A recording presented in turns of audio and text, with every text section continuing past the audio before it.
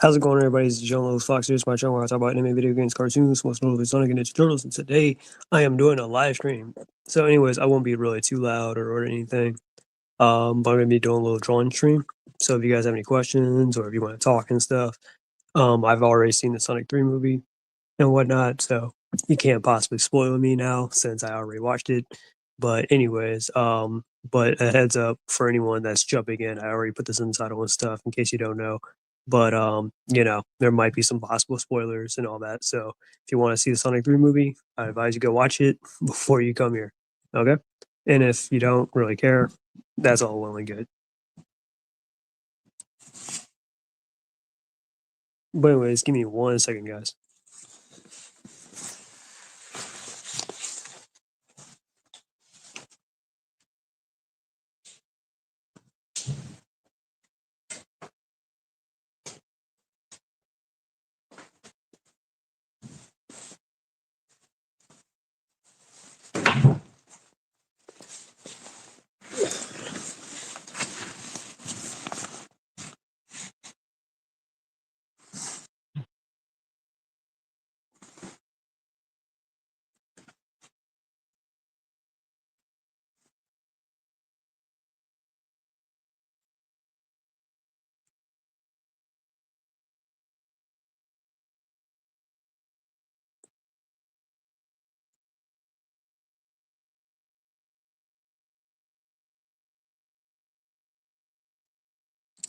But yeah.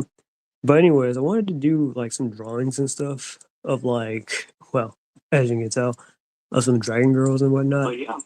But anyways, sorry, I'm on the computer as well. So, anyways, but yeah, I wanted to do some drawings and stuff of some dragon girls, which I already drew. So right now, I'm just gonna be doing the little coloring for it, as you can see. So I'm gonna get started in just a second.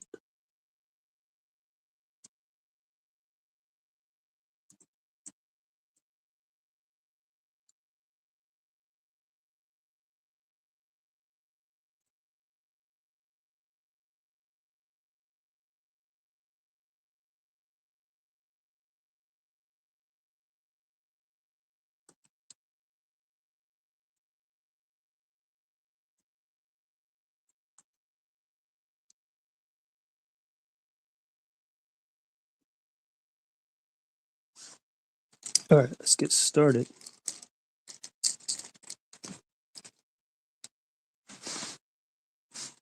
What human being gonna pick this up? Look at this ISIS, the ultimate fight. Nigga, what the hell is this? This looks like a thumb with a wig on. This looks like a finger with a wig on. This looks like a cheap stolen photo from a magazine. I can't like there was no intent to actually understand how important image is. I even mentioned that the creator of Boondocks. I'm not gonna lie, I do get annoyed with my when I'm doing watercolors and my fleshier kind of color gets all darkened like that. But I try to just push past it. You see, Corey's image is definitely of those people in this dispensation who prefer things that he's doing, right? Who prefer this zombie free way of living. I don't even know how to describe it, but all I see is just zombies, right? But he understands that, yeah, most young people, this is what they want. And then he creates the image of what people want. You don't even create the image of what people want. You just there. This is all common sense. And to spend 30 years and fail and not have a job for 16 years and justify why you couldn't have one, it's just insane. You're going to tell us that you have health issues now and it's anxiety. Bro, that's all on you. That's seriously all on you. Victimhood mentality, no taking accountability, boo hoo. What a disgrace.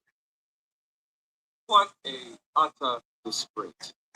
But anyway, y'all, now I'm done with Sean. I'm done. I can't believe I used to listen to you back in the day. But anyway, y'all, get ready for bloody hell. The tangent is coming soon. next year. And of course, you'll be able to find it on the website over here. So stay tuned for that. Also, for those who are wondering, If you guys hear a lot of laughing, that's my family upstairs.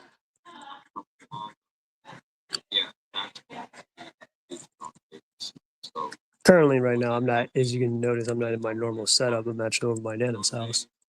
And stuff. Definitely decided to come down for the holidays. You know how it is. But yeah. But so far, it's pretty good. Definitely nice seeing family and all that stuff for the holidays. So I'm definitely happy about that. Hopefully, Christmas will be a banger. And he made something about Skyward, both that customers. Yeah, that's exactly what this is about.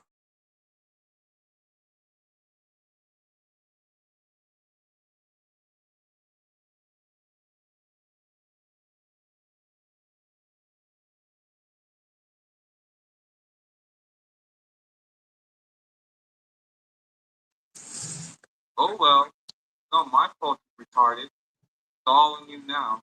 Goodbye, old man. No one will care about your disappearance. Leave you to be tired.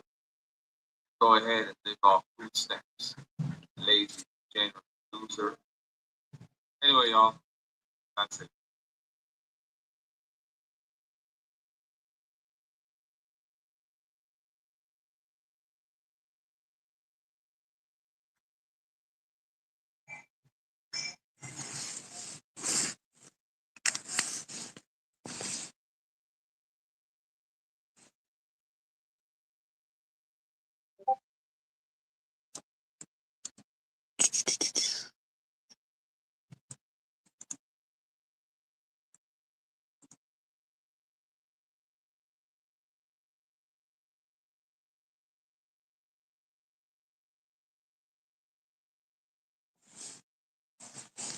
Customize and save with Liberty Mutual. First time appearing on a stream during my classes. Oh, hey, what's happening, Ashes? How's it going? Happy holidays. Or almost.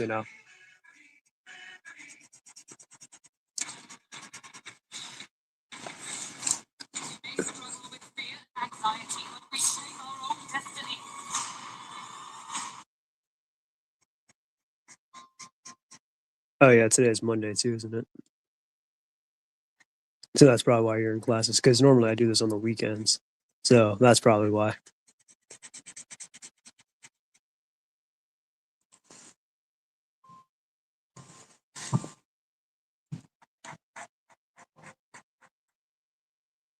Yo, what's happening, Jay Leno? How you doing today, or in general? Ruby King, yo, Jonan, how are you? Nice seeing you guys and stuff. Or at least seeing the comments and all that.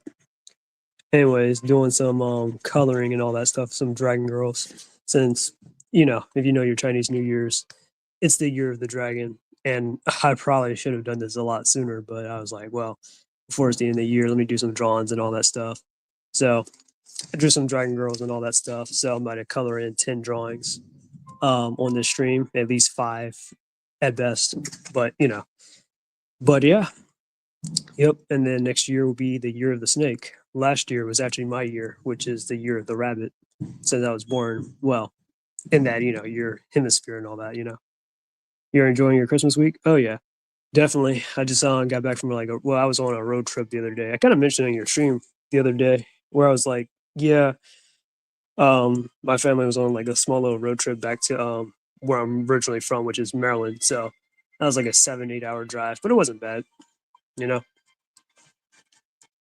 Pretty good, man. Getting ready for the holidays. My comic book store is behind on orders.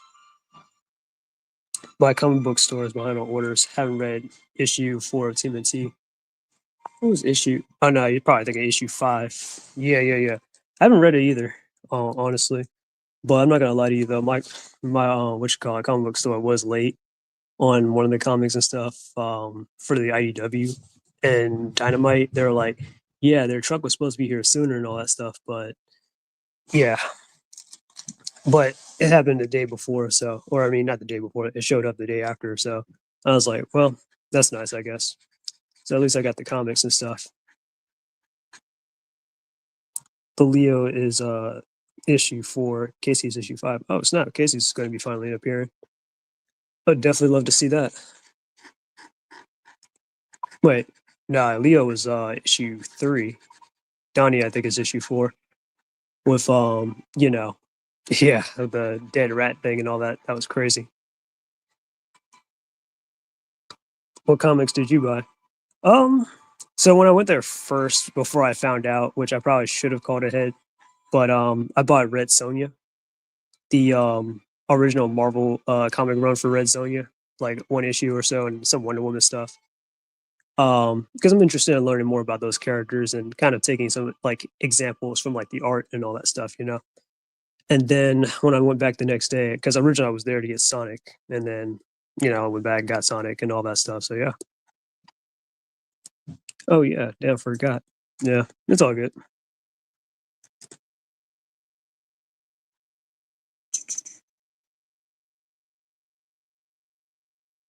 So yeah, but yeah, you guys got any plans for the weekend for Christmas and all that?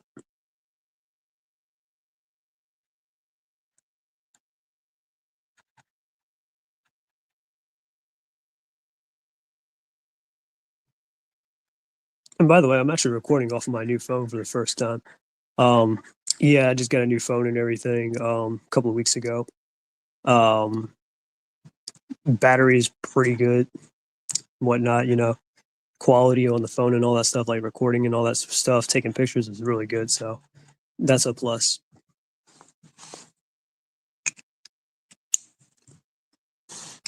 But as you can see here, this is Greya from Mysteria Friends. So, like I said, I'm drawing some Dragon Girls and stuff from certain animes. This is a anime series called Mysteria Friends, where it's like literally not even that long. It's like each episode is at least like 5 minutes or something like that. It's weird, but you can easily like binge it. Like you can watch the whole entire thing in like less than an hour. Like it's yeah, it's hilarious. But yeah, but it's like a 5 minute kind of series and all that stuff. So well, 5 minutes episodes each series, which is interesting.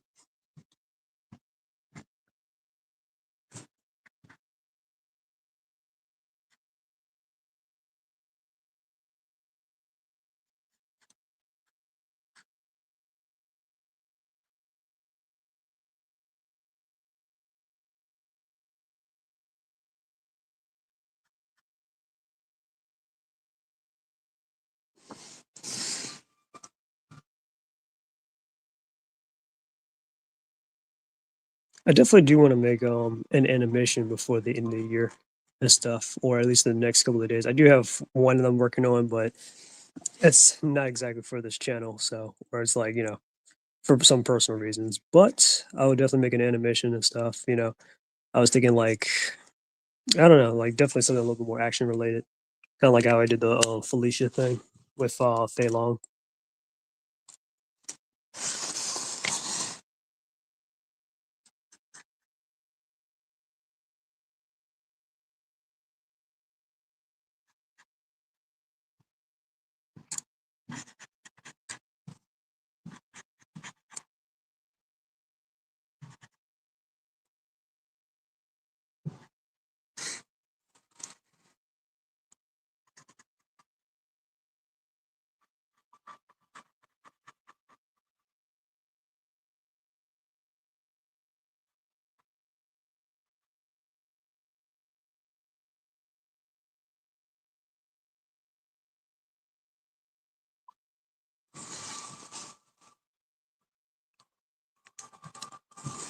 I wish my Christmas week would have been decent. Don't want to waste time on complaints, but there's still much to do. I don't make it in time, and I'm really exhausted right now. Ah, well, I hope you're getting better, man.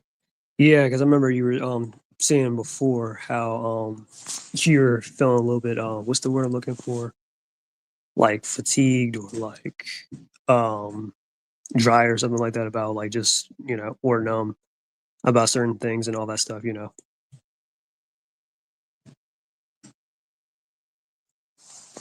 But it's the holidays, so you know, good to spend time with family stuff. So I hope you do get the chance to do that, Ashes.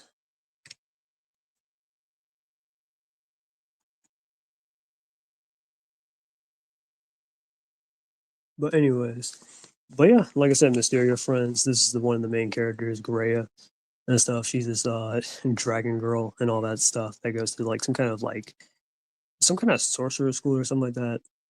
It's been a while since I've actually seen the show, but yeah.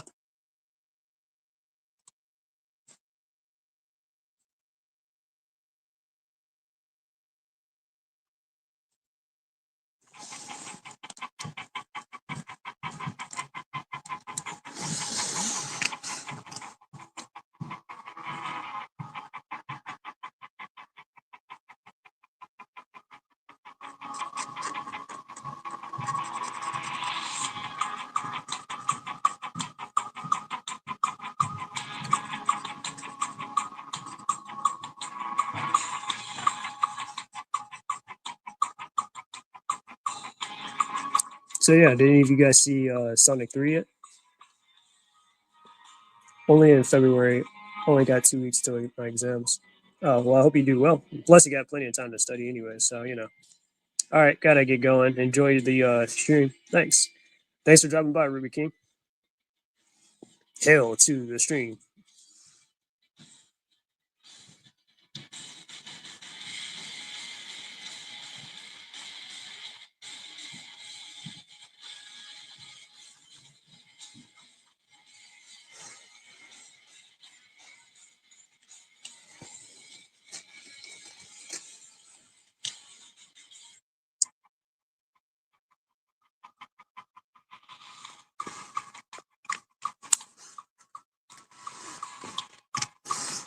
My favorite lefty artist on YouTube. Big ups to you. Man, what's up, Upward Ninja? How you doing today? Good, I hope.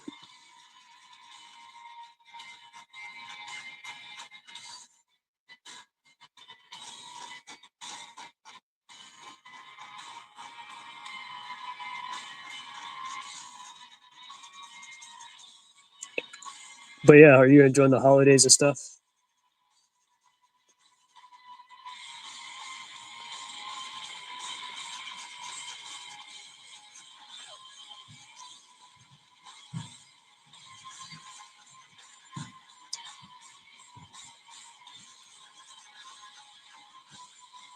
I'm not even sure if you guys can actually hear my music.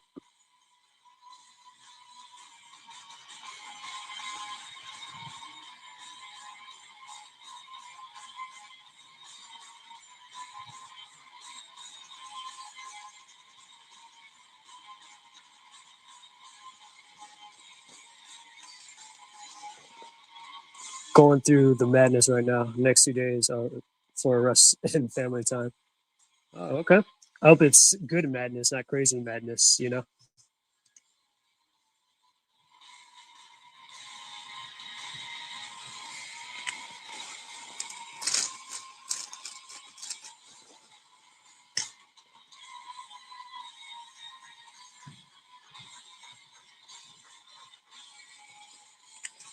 Yeah, I definitely need to get rid of that now.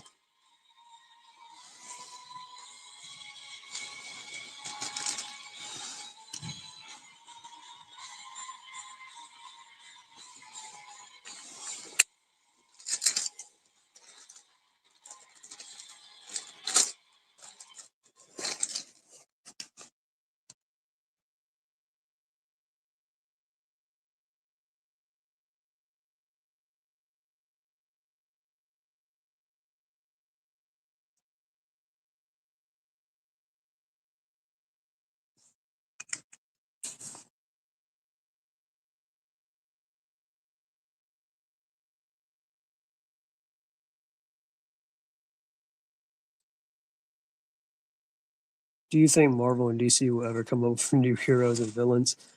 As we can see, it's pretty hard characters like Miles and Terry to get more recognition and development. Um, I don't know about, well, maybe. I mean, that's always on the table for them to come up with new heroes and stuff down the line. Um, the question is, will they hit though? That's the thing. which a lot of the stuff has been struggling to hit, especially like coming with new villains and stuff. But yep, yeah, I'm not gonna be a fan of that.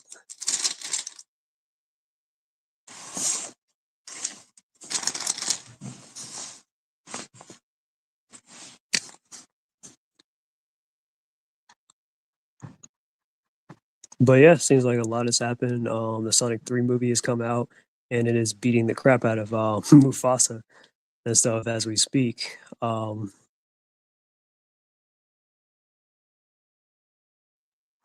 Which is kind of ironic because nobody asked for a movie like Mufasa and stuff. Which don't get me wrong, I like The Lion King, but it's just like, do we really needed a movie about like Mufasa though?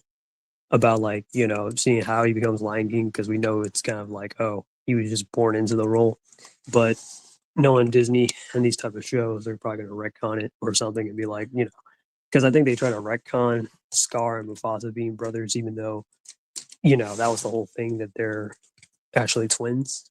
And Scar hated the fact that he was born a couple of seconds before Mufasa, but okay. Um, yeah, so I'm not gonna believe whatever new canon this whole movie's gonna try to push. But that's just me though. But anyways, but yeah, it's like no one wanted a Mufasa movie. Like I can see like a story like that working if Lion King had a show and they did an episode or something, which was like focusing on the past. That's probably where it will make the most sense in the world, but not like a full on movie. That's like no, that's just extra in my opinion. Unless it looks good, but I don't know. But anyways, with Sonic 3 though, I mean, come on. Everybody definitely wanted Shadow and all that stuff. We wanted to see the stuff from like Sonic Adventures 2. Um Again, a little bit spoilers, but of course, my girl Amy and Rouge were definitely not in there. Amy, again, this is a spoiler thing, so yeah. But Amy was definitely at least in the post credits, so I definitely give them credit there. I'm like, yes, that was awesome. But I kind of wanted them to be in the plot though, but that's just me. To be fair, it is pretty easy to beat the live action Disney remake, so I wouldn't really call Sonic's a success. Well, I mean, yeah, granted, but I mean, it's just ironic because when the Sonic movies came out each year and stuff, the first year it came out, which was what was it, 2020 and stuff, and Birds of Prey came out.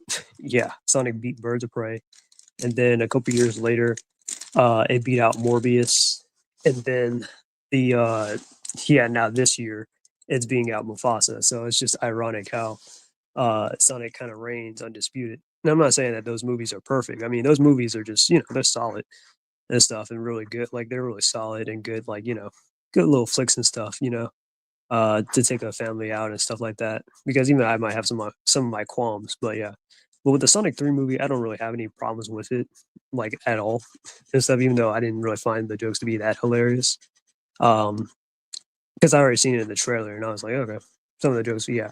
But I really love of course, the characterizations and the animation and whatnot, and the story that it's told and stuff. Even though, yeah, I obviously knew that they were going to have to tweak some things compared to like the actual games and stuff because some of it might come across as like that's a little bit too much for kids or whatever and stuff like that. So like they changed Maria's death where instead of her being intentionally killed, um, it's written off as like it was an accident and stuff, or like or Professor Gerald. He is the main antagonist of the movie, and he's like he's kind of like a villain and stuff compared to the games where in the games he's kind of sort of a villain, but he was a good guy at first, but then he kind of went crazy after Maria's death and all that. So and then he was killed by a firing squad. So obviously they took that out for obvious reasons. But yeah, and then changed it where basically he's trying to he's actively being a part of like Shadow's life, and he's trying to like take down the like destroy the Earth and all that stuff. Um, you know, and he's using the Eclipse cannon to do it versus using the space colony arc just to crash into the Earth. So there is that. Hmm.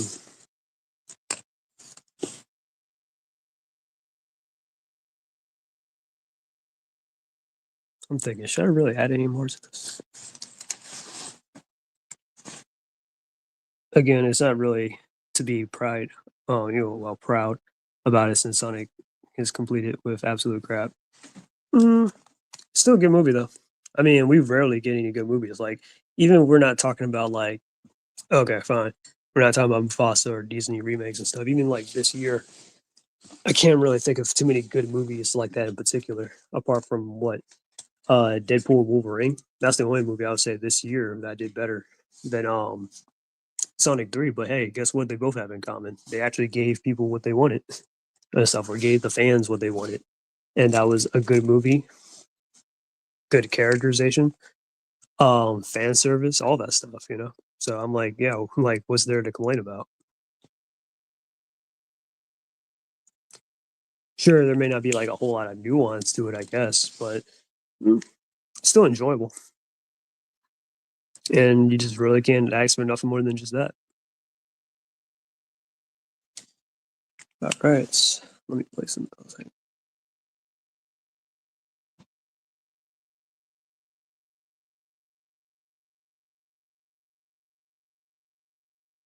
All right, next up, I am moving on to Soka or Suka. She's from That Time I Got Reincarnated as a Slime. She is a dragon newt and one of Rimaru's little ninjas and stuff that has a huge crush on Rimaru's ninja guy, Selway.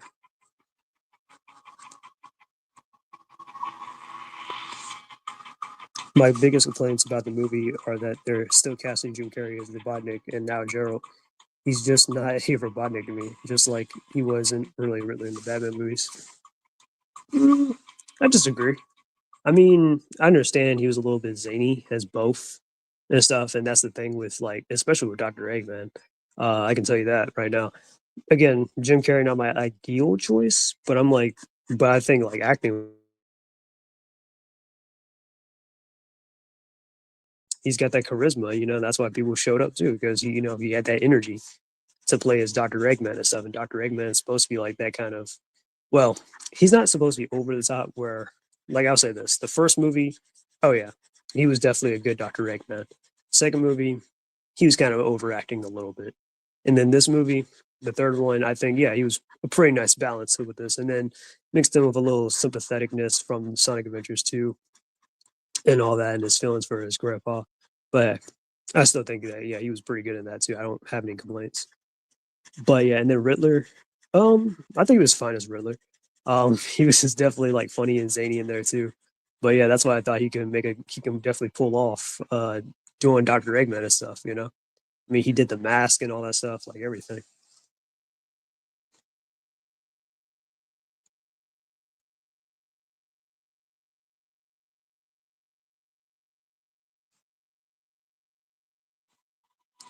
He's just not playing these characters. He's playing himself, and he just adds cringe to Eggman, like in the second movie with jumping on the car window and looking at like a rabid dog. Yeah, I mean, that's just for show for the kids. I mean, like I said, and no, look, I'm not trying to put down like the Sonic series or whatever. I'm just being honest. Like, yeah, Dr. Eggman's kind of like, oh, he's not the most serious. Like, he can be serious, and times where he can just be a little bit goofy as a villain and stuff. Even though we know Sonic definitely has other serious villains than just Dr. Eggman. But I'm just saying, like, I mean, yeah, that's not really something that completely takes me out of like, oh, now I just can't take him seriously anymore after that. I'm like, no, because he's done other things in that movie and stuff. At least like how he's written and stuff. Yeah,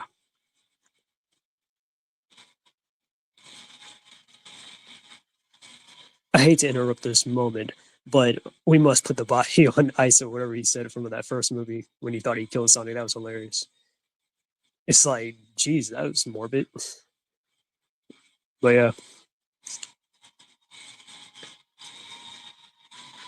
and he started wearing the suit and everything inside the third movie. He got the actual suit, the bald head, and actually, I think he even shaved his own head too, just for the role. And he got the fat suit and all that. I'm like, yes, that's a Doctor Eggman right there.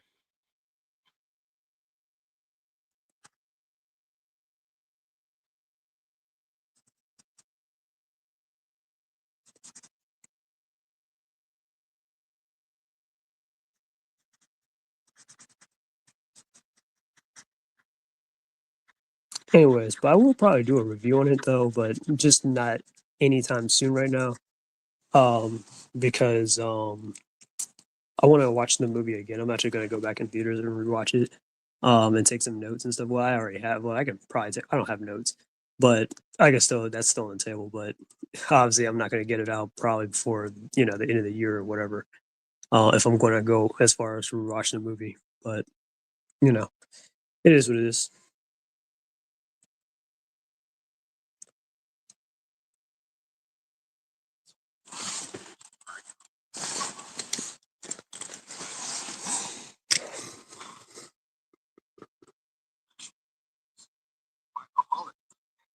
Out my right.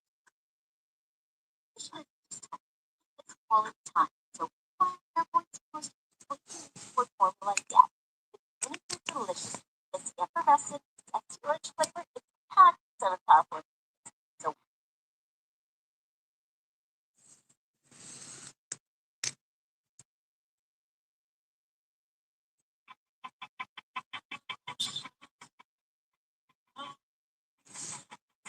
attention that I want. I need you to trust who I'm gonna be. And in everything I do to you, 'cause I'm not afraid of what I don't know. For understanding is all that I need. What is for sure is I'm gonna go. I'm gonna live.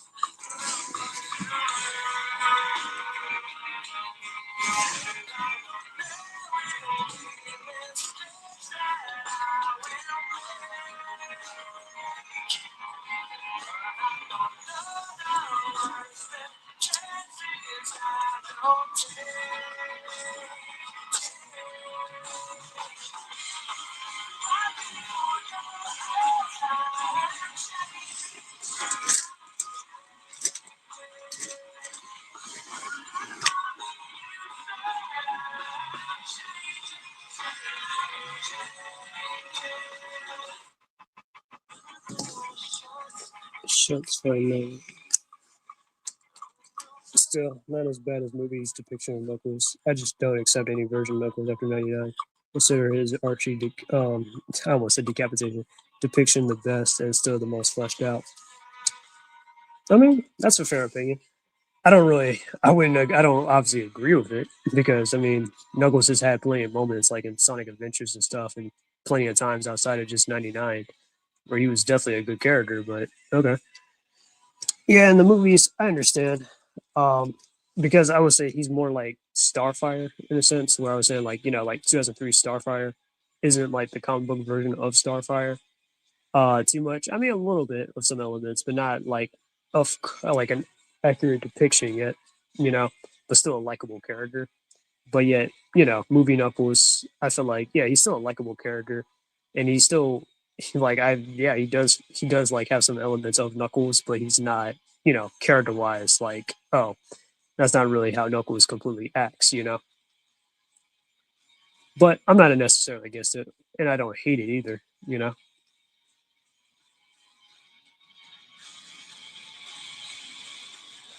in the third movie, he actually did seem pretty well. I actually liked him a lot. I actually liked him in his like, whole thing with Sonic and Tails and stuff. And I actually agree with him when he was telling Sonic about not using the Master Emerald and stuff.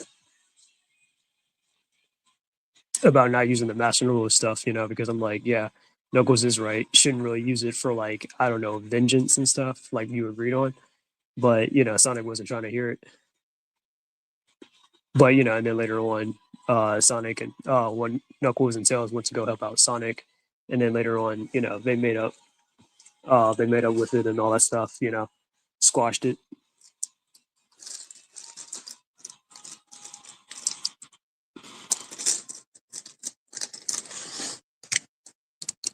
And I think this is probably like the first time in the movies where, yeah, Knuckles is actually the official adopted brother of Sonic and Tails and stuff, so that's also pretty cool. I mean, because I mean, we know that they're like brothers and they're like family in general, anyways. But I mean, like this year, they're actually like like living together and actually like brothers and everything. So that's pretty cool.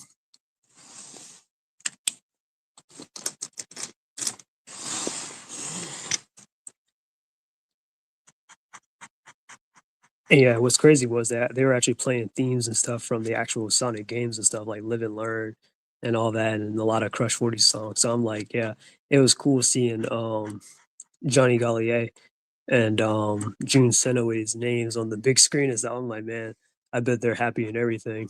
To like, they never imagined like, oh man, maybe one day our songs can actually end up in a movie and our names can end up in the credits. And look at it now. Their names are on the credits and stuff. I'm like, man, if I was them, I would be so happy.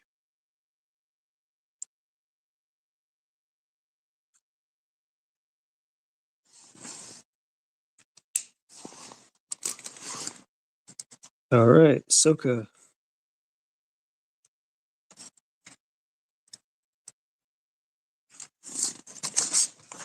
I know I have to stable this page back together. All right, so that's 2 pages down, and we're only 36 minutes in. That means what? 8 more drawings to go. All right, next up I got Irene. She is, I think, the first Dragon Slayer inside Fairy Tale and stuff. If you guys remember Fairy Tale and whatnot, if you don't know who Irene is actually Urza's mom. Urza is one of the main characters and stuff. Urza Scarlet. But yeah, but her mom's actually like the Dragon Slayer, much like Natsu and Gajeel and Wendy and stuff. But this time I think she might be the first among them. And even possesses a dragon form, so that's why I put her down as like one of the dragon girls that I have listed here for like my drawings and stuff. So yeah.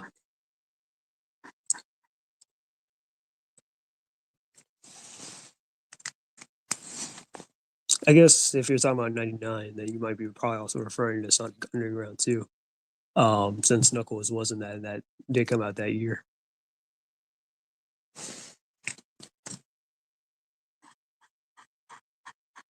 I know that there's a little purple right here from the other page, but we're just gonna ignore that and just power on through. Because sometimes as an artist you might make mistakes or there might be stuff that's in the way.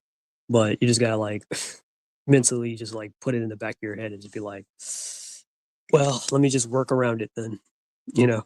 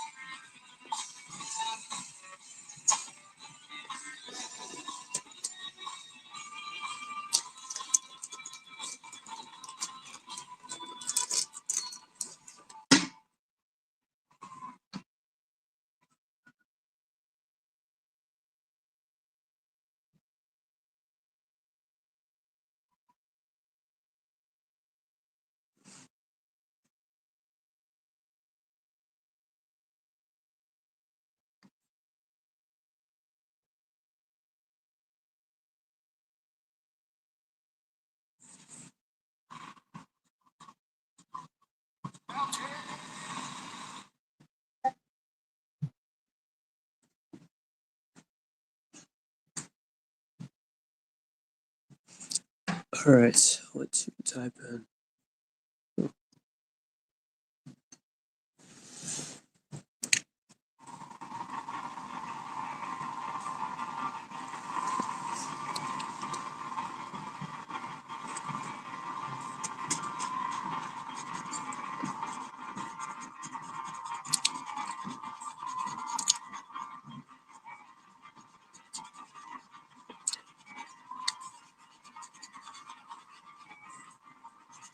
They say it covers up some of the purple, huh?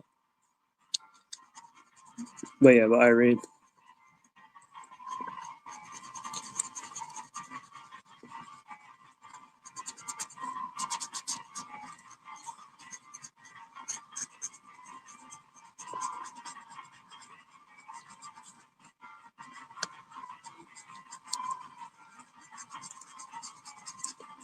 47 minutes in, what you call it? I'm only on 86% of my phone power, so that's pretty nice. So yeah, my new phone got a good battery life.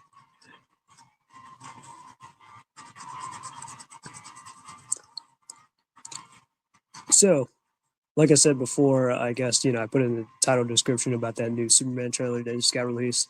It's basically a teaser trailer. What I personally think of it, honestly, I'm not really crazy about it. To be honest with you, but I've been seeing a lot of people like have definitely been, in my opinion, overacting about the whole Superman trailer. Like they're like, "Oh my god, yes, this is the hopeful, optimistic Superman that I've always like wanted and stuff." And I'm like, and I really want to do a video about talking about this too. But yeah, now don't get me wrong, I am a casual when it comes to Superman. I wouldn't really say I'm a huge fan per se, but I wouldn't say like I'm, completely like, yeah. But I think I've been reading some Superman comics lately, not because of for the sake of this movie or for the sake of argument or whatever, but mainly because I just wanted to form my own opinion about the character, and reserve my judgment since everyone has an opinion about Superman and stuff. So how do I put this about Superman? Now, what I watched from the trailer, I personally did not get anything out of like, oh yeah, that's dope. Like that's definitely Superman right there. You know what I mean? Because this is really just a movie, and I would definitely stand on this. But basically, that new James Gunn movie that's coming out, and judging from the trailers, it's really just a movie that's meant for the film fans or the movie fans of Superman, and not people that are actually invested into the comics. Now, when I watched the trailer, I ain't gonna lie to you, this kind of felt like it was something that just like like how some of those movies, like you haven't seen a movie since like the 80s or 90s, or not, I wouldn't say you haven't seen, but a movie that hasn't been around since like the 80s or 90s, but then it gets rebooted into something.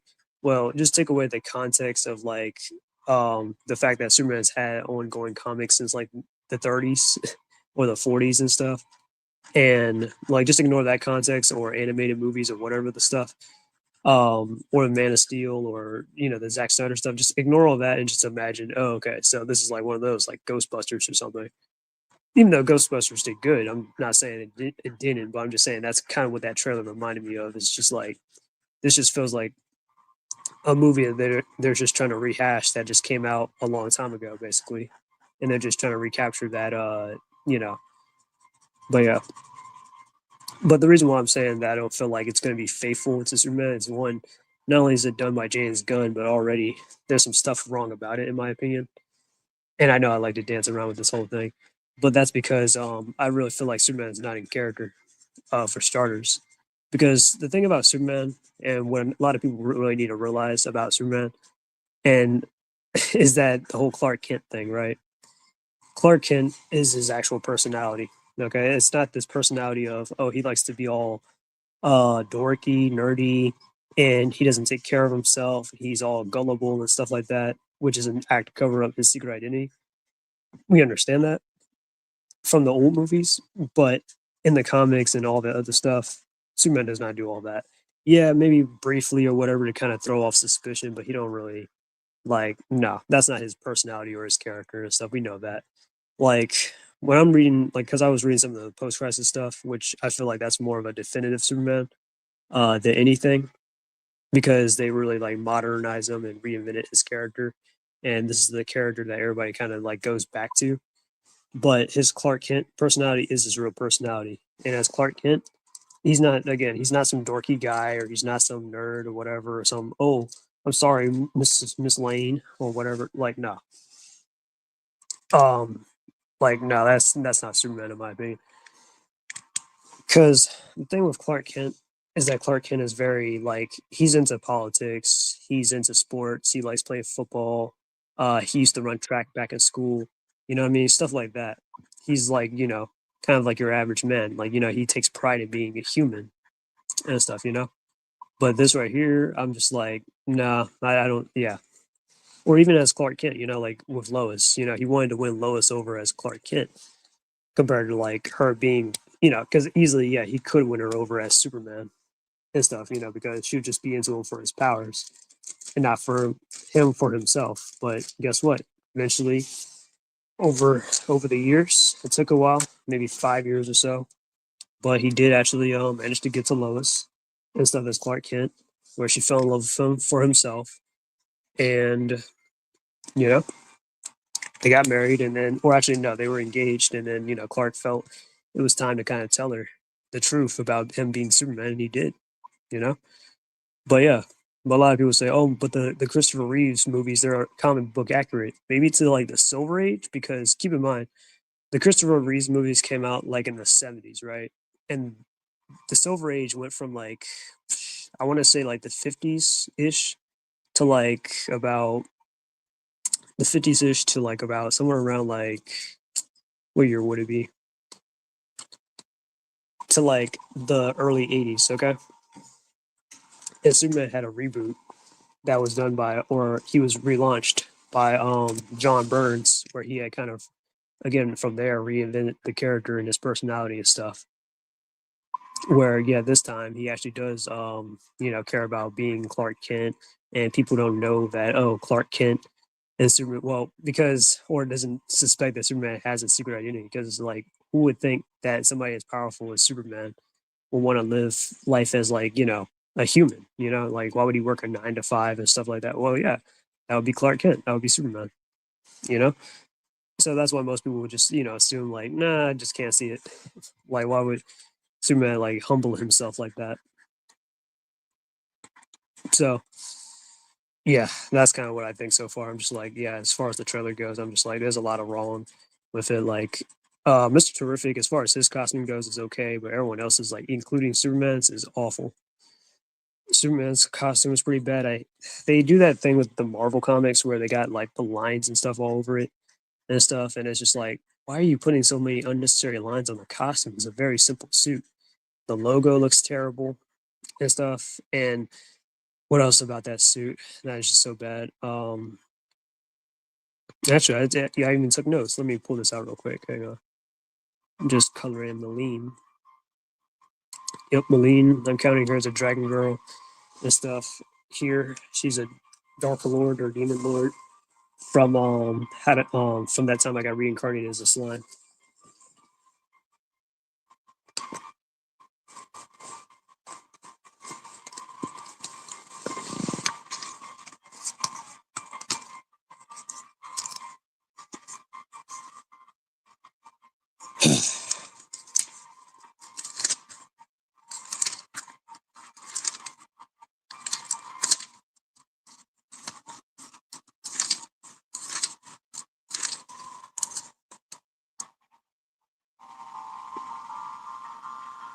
All right. So some of the things that I was saying, like about the costume that I don't like about at least Superman specifically, is that I don't like the unnecessary lines on the costume and stuff. It looks weird. And it's like that Marvel thing, like what they got with Spider Man or a bunch of other heroes, where it's like it's a very simple suit. And even in the 2000s, they can get the suit right, but then they put unnecessary lines for no apparent reason. Like I said, the logo looks terrible. A lot of people were definitely saying how the outfit doesn't even like fit, which is weird. Like, how does the outfit not fit him? And then just other stuff too. Um, I do like the trunks though. I will not lie to you there. On Superman is actually, I was like, all right, at least they brought the trunks back, I guess. And what else? And I like the shield on the back, but that's about it. I don't really like the costume though. And on top of that, like they got David Cornsweat, like he is skinny. Like I know he looks like Henry Cavill. A lot of people have been saying, but a lot of people have been saying he looked like a diet Henry Cavill. He's been looking like a dollar store Henry Cavill. Yeah, he does look like a dollar store Henry Cavill. You don't, I'm like, you had Henry Cavill right there and stuff. So I'm like, I don't know why'd you get rid of him and stuff for the sake of like, oh, let's go with a younger Superman. Even though Henry Cavill was easily in his prime and stuff, and he is in good shape. And he can definitely do Superman like all day. And he's actually somebody that's passionate about the character. And look, I was willing to kind of give David Cornsweet a chance to be like, well, maybe he could also probably bring something to the table. But then I heard him and James Gunn trashed Henry Cavill's old suit and stuff when they were doing the auditions, and I was like, that is so stupid and so like childish in my opinion. It's just like it's not even funny. Yeah, I'm serious. I'm like, why would you want to trash this? Okay. And, obviously they did it on purpose and stuff. They didn't really care. They're like, we're just gonna, yeah, just for jokes and stuff. So it kind of killed whatever respect I had for David Cornsweet. Once I heard about that, I was like, he really did that. So yeah, it's just petty and childish in my opinion.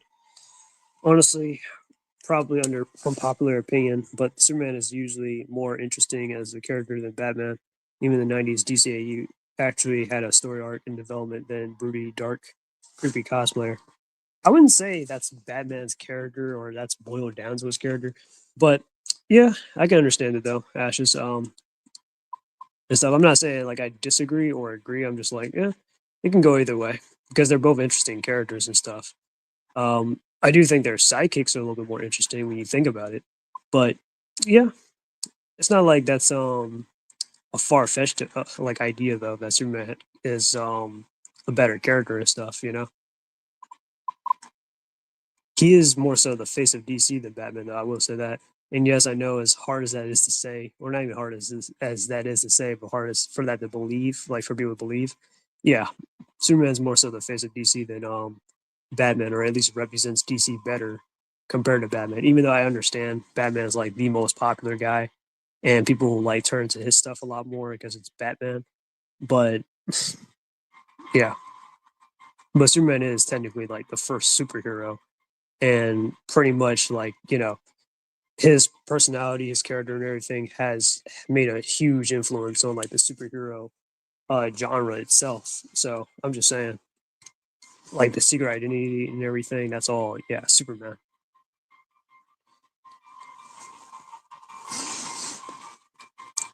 But anyways, but what I'm saying though is like a lot of people that are coming out talking about something they love, like they love the trailer and stuff because it reminds them of Christopher Reeves and stuff, or talking about how Zack Snyder didn't get Superman. Like the more I keep reading Superman, and the more I keep like thinking about the Zack Snyder stuff and stuff, I actually kind of think, maybe Zack Snyder was probably onto something, or he actually did kind of get Superman a little bit right. Yeah, there were some things that I didn't agree with, like just simple things, not anything that takes me out of the experience or whatever, but just things like I didn't like, oh, killing off Paul Kent or whatever. People complain about the hurricane scene. If you actually watch the movie, you would know the context and stuff is that he didn't want to reveal what's his face's identity, or since they were in front of all those people or whatnot. But and people obviously would have talked to me like, hey, Clark, he's got superpowers and stuff. You better watch out. You know, and that's the reason why. But I wouldn't have killed off Paul Kent so soon. I probably would have waited at least until he became Superman or something, so he can at least be there because he's kind of an important part of his life and everything. But I mean, what we had gotten already was fine as is. So to do a unnecessary reboot is just kind of dumb. And then they keep belittling Superman, like they had him like in the introduction, like he's beat up and stuff in the Yamcha pose. Everybody keeps saying, and that's like, why? Why did you think that was a good idea? You know. And then what else did they do? One dude is throwing like a can at the back of Superman's head and stuff, and I'm just thinking, man, you're lucky Superman's not a Homelander because Homelander would have turned this up. And then what else?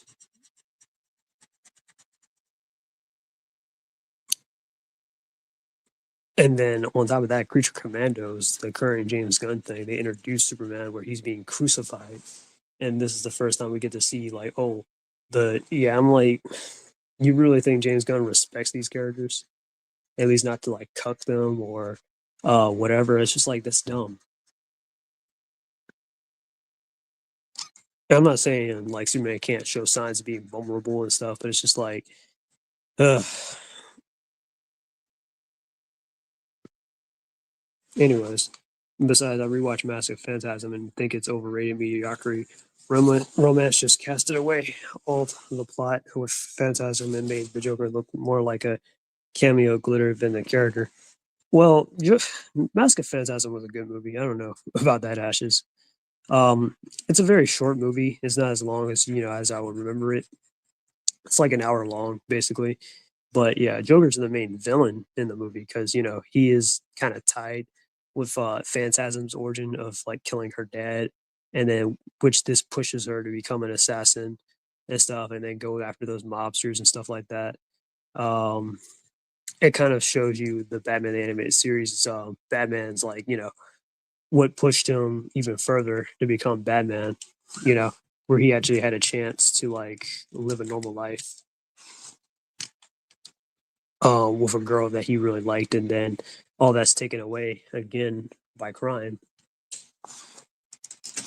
and stuff. And then Andrea Beaumont, she ends up falling deeper into that hole of revenge and all that stuff, and then becomes Phantasm. So I don't know about that, man. It was a pretty good movie, well animated and stuff. I'm not saying it's the best thing in the world, but it's like definitely like, oh, this is like a not know. It's definitely a PG-13 rated kind of like Batman animated series episode, basically. That's kind of how it was.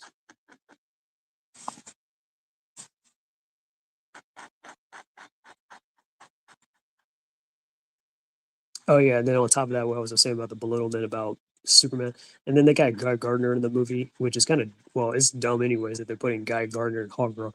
I'll give Mister Terrific a pass since Mister Terrific's not like a superpower type character. So I'm like, yeah, maybe if they like showed him as like just Michael Holt and stuff, and not as Mister Terrific yet, and he's like, oh, he has an appearance or cameo or something, and then he decides, hey, maybe I should become a superhero later or something like that. That can probably work. But adding Guy Gardner already as the Green Lantern and Hawkgirl is just like no. Because these are like cosmic intergalactic type characters and stuff. Like Hawkgirl is already an alien, and Guy, well, he's human, but Guy, he deals with intergalactic stuff anyway. So it's like, why are you? And if Guy and Superman don't exactly have the best relationship and stuff, where Guy is always making fun of guys like Superman and stuff, because that's kind of the purpose of his character, is that like back then he was supposed to be like the bad boy.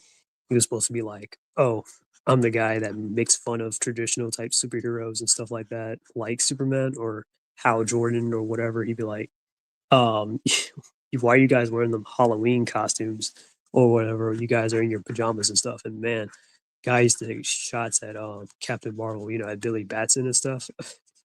Yeah, Billy Batson would always try to come up with some kind of comeback against Guy, and Guy was like, "Oh, where'd you get that one from, kid?" Even though he doesn't know Billy Batson was a kid, I guess at the time, but still, yeah. I mean, Batman vs. Dracula, Teen Titans, Trouble in Tokyo have similar plots with romance, but they understand fighting with villains is the main priority when it comes to the superhero movie. I mean, I don't see what's the problem, Ashley, with including that in the story or whatever. I mean, I know you're not saying for the inclusion, but I know you're talking about like the focus on the villain and all that stuff. Still, I'm like, that's kind of a minuscule problem, in my opinion. Um, but yeah, I mean, because Trouble in Tokyo was supposed to be the finale, the series finale for the Teen Titans, the send off, and it ended with Robin and Starfire officially getting together, and then Batman versus Dracula. I mean, Vicky Vale was kind of the love interest, but I don't even remember what Vicky Vale did too much in that movie, honestly. And she didn't really end up with Batman in that series, so it is what it is. I guess you probably know DC shoved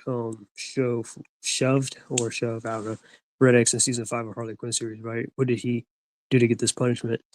First, myself, I do not know if this is even the Red X that was like that mystery. I have a strong feeling like, okay. Now, keep in mind, I haven't really seen Harley Quinn since like season 2, which it's bad enough I even watched that show or gave it the time of day after season 1 to begin with. But regardless, though, I haven't seen it past season 2.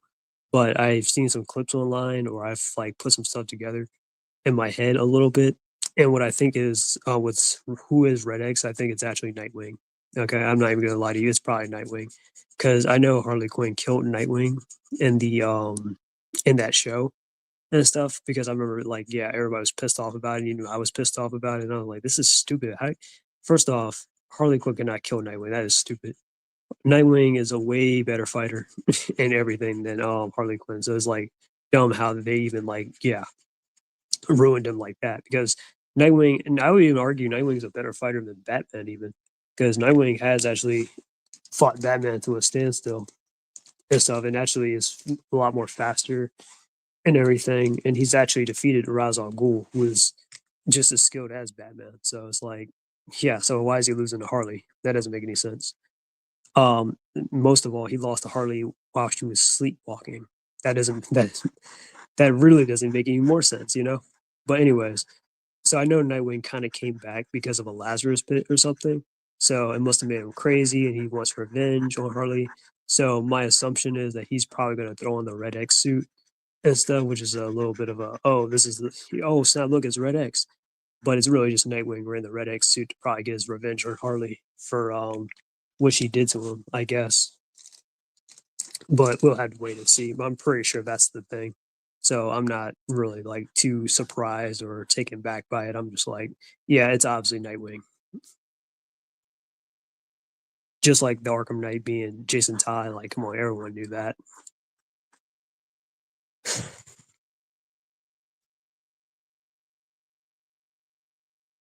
I mean, since they want to piss off everybody, then they can make Control Freak or even Robin's other version of Larry from the 2003 series to be Red X. Mm, I don't know about Larry though, because Larry is a he's a one of those little, he's like Mr. Missy has been like, one of those little fifth dimensional imp type characters. So yeah, I'm like, I don't think I want to see all that inside on what you call it. Man, I spent a minute on this drawing. I ain't gonna lie to you. Well, that's 3 drawings down, 7 to go. So we got Greya, we got Soka, got Irene. Next up, we got Malene. And the rest over here.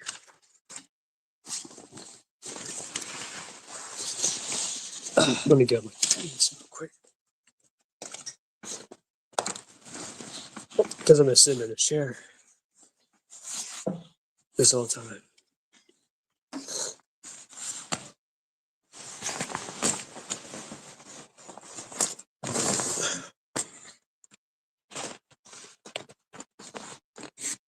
Let me get a little comfortable.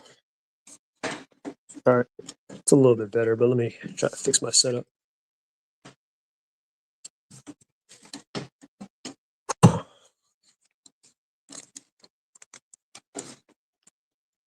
But yeah, I mean, and just a lot of stuff with Harley Quinn, like, excuse me, like recently that recent comic and stuff about they're trying to do this thing where Harley Quinn is like farting or whatever, and it's kind of just straight up dumb. I'm like, why are you? Who really just sat up here and thought, hey, that's a good idea. That's a good story idea. Let's do that. I wonder if Mugen Lord is still streaming. Probably not.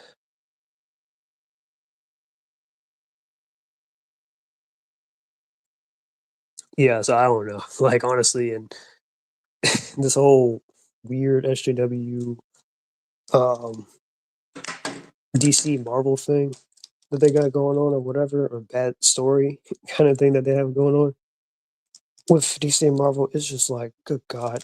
It's like they're really trying to compete with each other on this one. And right now, I think DC is taking the lead when they did Harley Quinn with this, and then that previous thing with Nightwing, where they were talking about nothing but Nightwing, and I'm like, why are you talking about Nightwing's butt like that? Like nobody. Look, now when I was a kid, I used to love Nightwing and stuff. I used to like. I grew up with the character, obviously, watching the new Adventures of Batman and then Teen Titans and stuff.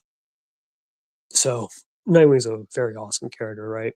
I even used to have this toy that I used to love of Nightwing, but I think I lost it. So yeah, I mean, but I lost it a long time ago, and I was pissed. So I was like, yeah, because that was one of my favorite toys, right?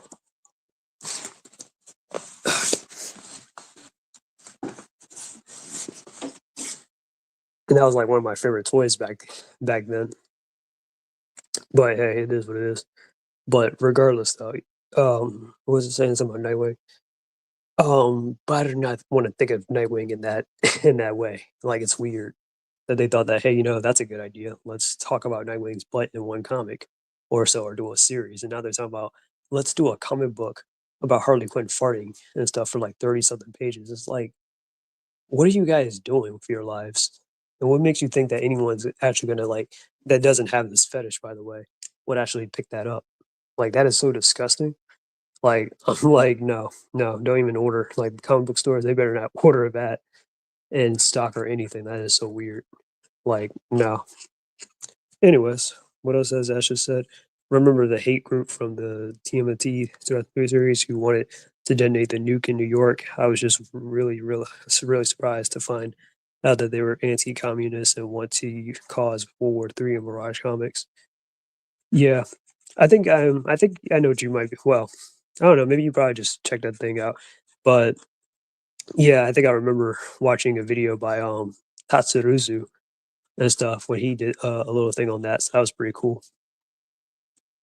Um, yeah, about the yeah about the storyline and stuff inside. Yeah, yeah, because he was doing that video about the whole TMNT and politics thing.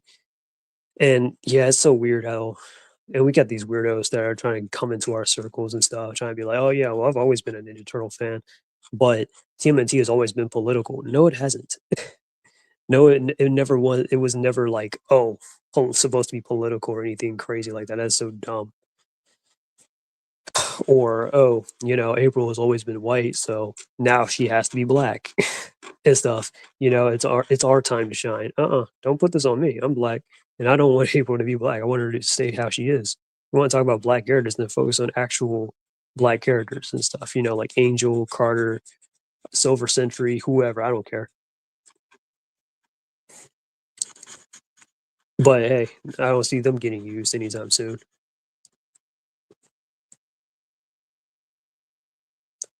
But yeah, and then the Adolf Hitler thing where Raph punched Hitler, which was inside the TMNT Adventure Comics, which again that is my favorite comic book run and series of the Turtles, or actually comic book series of the Turtles in general, is the adventures of the TMNT Adventures and stuff. But that comic where Raph punches Hitler, that's because they went back in time and stuff, and like the future version of the Turtles went back in time. They found Hitler. Raph punched him, and then Leo made him commit suicide by blowing his head off and stuff. So yeah, like how Hitler did and stuff. So yeah. But anyways, what else happened? But just because Raph punched Hitler, that doesn't mean, oh, well, TMNT is political now.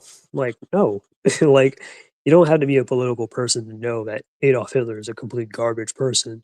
And yeah, he is like definitely like one of the biggest villains in history, like one of the biggest real life villains in history for what he's done to Jewish people and stuff, and like the genocide and everything in World War II. Like we know, okay. So you don't have to be a political person to be like, you know what, I really don't like that guy because I'm not a political person. I don't, I don't respect Adolf Hitler or anything. So it's like, yeah. But again, we got weirdos in this circle, so yeah. I still think Rise April is one of the most interesting versions of the character, and Skin Color doesn't have to do anything with it. She actually managed to do more in 2 seasons than 87 April and 10. Completely disagree. I mean, considering that 87 April can actually hold a job and that she actually is like a reporter and stuff and actually like informs the turtles of like what's going on, what's going down, and stuff like that. I mean, come on. I mean, Rise April, I mean, I guess she's not useless. I mean, considering that she's got that magic bat, I suppose, and that she helped train the turtles or something like that. In the finale, which was completely rushed, where she was possessed by Karai or whatever. But I mean, that doesn't make me want to like the character or whatever. I mean, I still think that she's a bad version of April, and that she was probably better off being another character, but just not April O'Neil.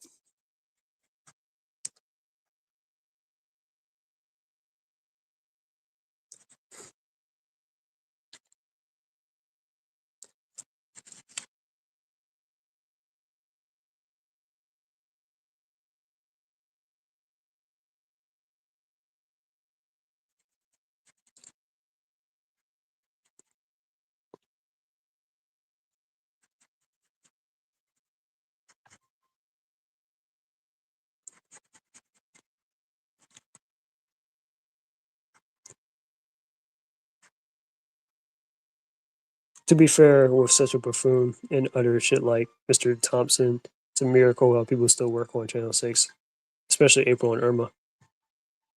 I mean, that's their boss, and they got their job, so it is what it is. As like journalists and stuff.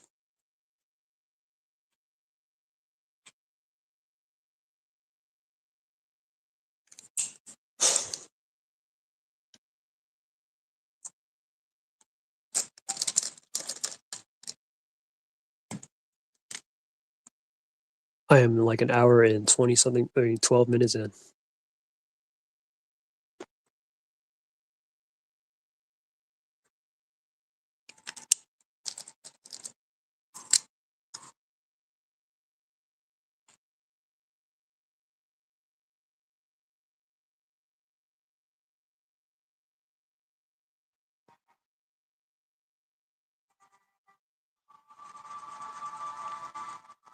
What else was I thinking about that Superman trailer, by the way?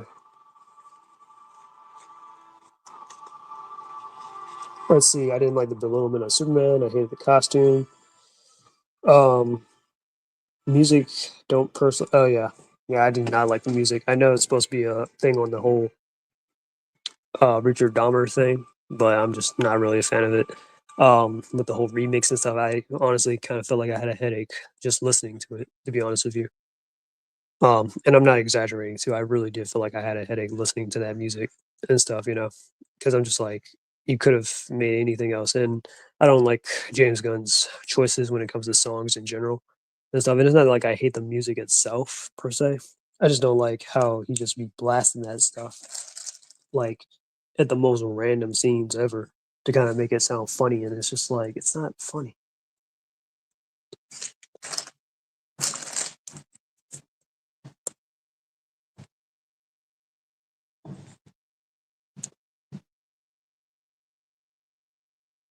Hmm. Yo, what's happening, SSJ? Number Kazi, how you doing today? And stuff. I hope you're having happy holidays and all that stuff. As you can see, I'm doing a little bit of a drawing stream of some Dragon Girls.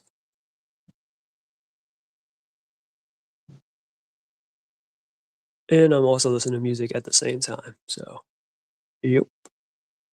Oh, yeah, it's been a while since I've heard this one.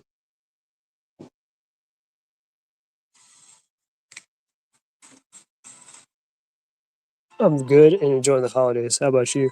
Doing good, over at my Nana's house right now and stuff, just chilling and whatnot, you know, with my cousin, my aunt and stuff. So it's pretty cool.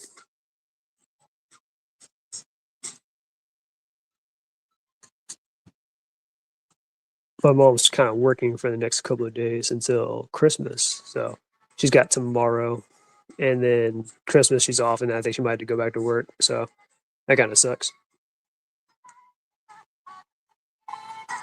At least I get just I got a chance to see some of my other cousins I haven't seen in quite a while because they're always working and stuff. We're all about the same age, but yeah, I always be missing them because they be like, one of them works at a hospital and stuff, and the other one he kind of works as like IHOP and stuff. So yeah, so unless I'm visiting them directly at their jobs, yeah, I haven't seen them in quite a while. Also working on my next video, just been hanging with fam. That's cool. Yeah, because I thought you were about to drop that Sonic video or review the day after or day of. You said you watched it and stuff. I was like, hmm. I was like, oh man, like right before I even saw the movie, I was like, man, SSJ didn't seem too enthusiastic about watching it. And I was like, yeah, I was like, well, yeah, I don't want to be like a huge fanboy and just like anything just for the sake of liking it. And so I'm like, yeah, I'm just, I'm like, I like to keep an open mind and just be like, all right, you know, and be like, all right, well, I enjoy this or whatever. But yeah, but if there's something that's just like genuinely that just bothers me or is like bothers my spirit, I'm just like, yeah, never mind. That really did suck. Sonic is the next, but I got busy. It's definitely coming. Trust me. I was excited for it. Nice.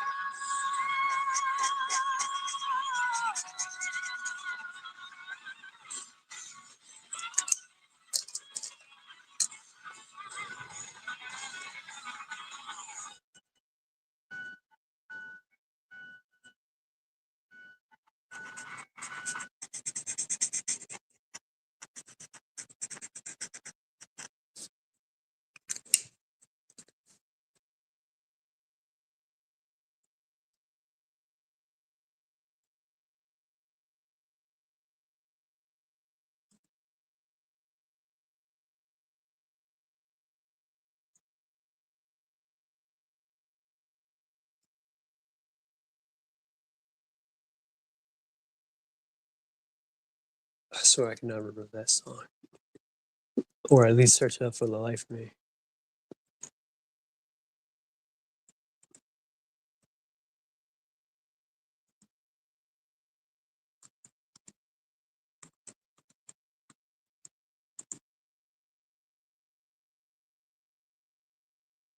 Oh well, that's not that important.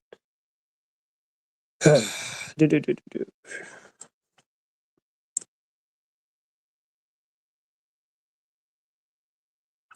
Oh yeah, and then what else was I saying about that Superman movie? Hang on. So yeah. Oh yeah, I definitely wrote up a lot of stuff. So I didn't like the music. The casting isn't half bad. I mean, we'll have to wait to see how they like, come across. But I mean, casting wise, I mean, they look great, or not great, but let me rephrase that. They look okay, like decent in my opinion, but not like, but it's like it's kind of a little bit underwhelming at the same time because I just will like I kind of wish like the David Corenswet guy he yeah, he should have definitely gotten, like, some workout or something like that, because it's weird how and obviously, I know that a lot of people are gonna be like, "Well, the Snyder fans," but, I mean, co since this is coming after and this was kind of a sacrifice for the sake of the whole Zack Snyder stuff, yeah, it kinda makes sense that you have to kind of now, like, put out something even more like, you have to really put out something that can top the Snyderverse or whatever, so that's why this is being compared like that to that, you know? It's just how it is, but yep. But anyways, what was I saying about that? Yeah, the casting though looks okay, but it's just a little bit underwhelming at the same time because I kind of wish like you know maybe Lex Luthor and like the David Cornsweet Superman guy. Yeah, they definitely should have worked out and like at least showed off like oh yeah we definitely are fit and stuff like that. I don't know something like that. That's how I feel because really they're just tall and lanky and stuff, especially David Cornsweet and stuff. They're just tall and lanky kind of guys, but not, straight up like imposing or look like, oh, that's a superhero, that's a super villain and stuff, or he can do all these physical, like superhuman feats and stuff like that. You know what I mean? Right.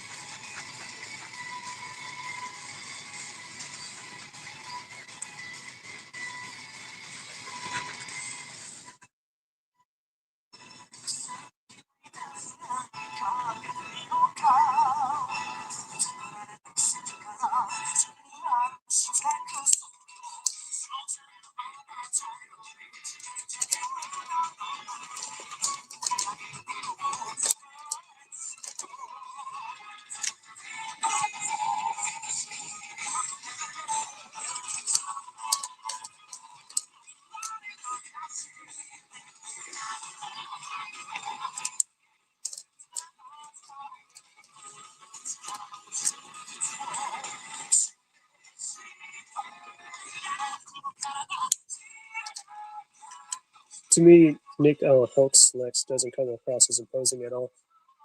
Yeah, I guess not. I keep forgetting. Like I'm like I know he looks familiar, and then I'm like, oh yeah, that's Beast from the X Men First Class series. That's hilarious. But I mean, he at least looks the part and stuff, and it was cool that he shaved his head and all that. But I don't know. I mean, looking at him, like looking at his, I don't know. The one thing that, and this is a nitpick, but looking at him, it's like I just like looking at his chin. I'm just like, huh. Something about that chin is just so off in my opinion. But I mean, so far he's got the look down. But it's just like as Lex, you got to be a little bit more toned than that. You know what I mean? He's just a little. He's just he's a twig. He's like he's just tall and lanky, and that's it. All right, that is 4 drawings down.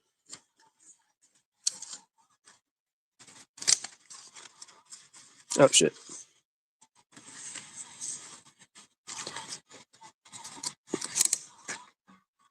All right, next up we got Elma from Dragon's Maid, and next after Elma we got Lukua. He feels like he'll be just like Jesse Eisenberg, not a character in Goofy. Well, to be honest with you, and I know Jesse Eisenberg was complaining about not finding work or whatever about bad in BVS, but I don't really think Jesse Eisenberg was like that bad per se. Like looking back, no, I used to be, and trust me, I used to be also the first to say this, but I used to be like, nah, Jesse Eisenberg, he'll probably work better as like like as a Riddler or something than a Lex Luthor. But when you really think about it, though, he's not really that bad, and he kind of was kind of growing into that kind of role with like over time, kind of like with Jim Carrey with the Doctor Eggman thing, where in the first Sonic movie, Jim Carrey was just he just looked like a regular guy with the wrong mustache and outfit and stuff. Then towards the end, they were kind of trying to build him up to be more like Doctor Eggman. Then the second movie, he's bald.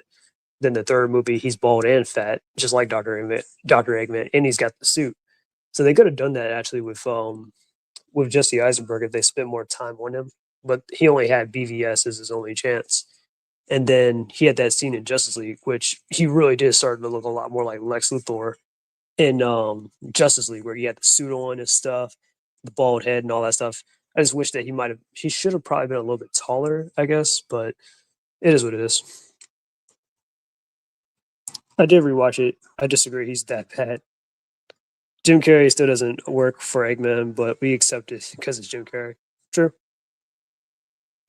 But no, I mean, when you really think about it, though, like, because, all right, I'm thinking about that scene because I just rewatched that scene, and I might actually do some, I might EFAP some stuff. Not tonight, obviously, because it's getting late, and I'm just doing these drawings for the stream.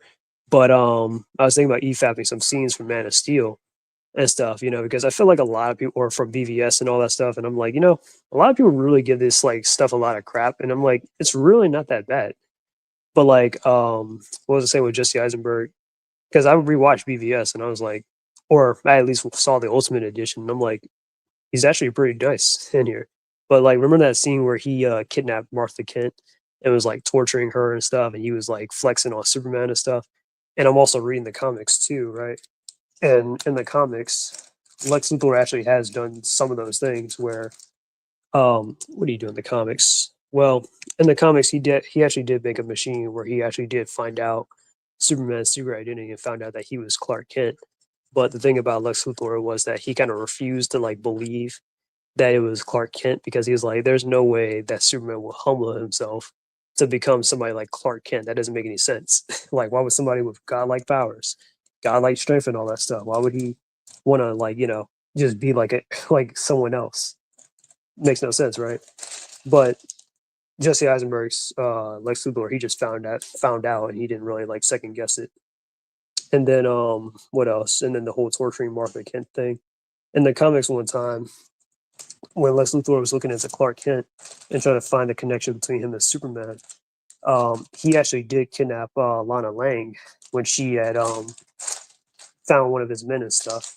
And since they couldn't really use Truth Serum on her because Lana's allergic to Truth Serum, they ended up torturing her, right? And then Lana had to like run and flee all the way, like, because she was in Metropolis, and she fled to like Clark's apartment where he found her like all beat up and stuff and broken, abused, and stuff like that. So it's kind of like that with Martha Kent, where he also tortured her and they used her to kind of like pit Superman against Batman. Anyways, what's happening in Sonic Rush 141 Senior? How's it going, man? It's been a while. It was cringe. Yeah, Lex has done those things, but it's how Eisenberg was directed. Maybe.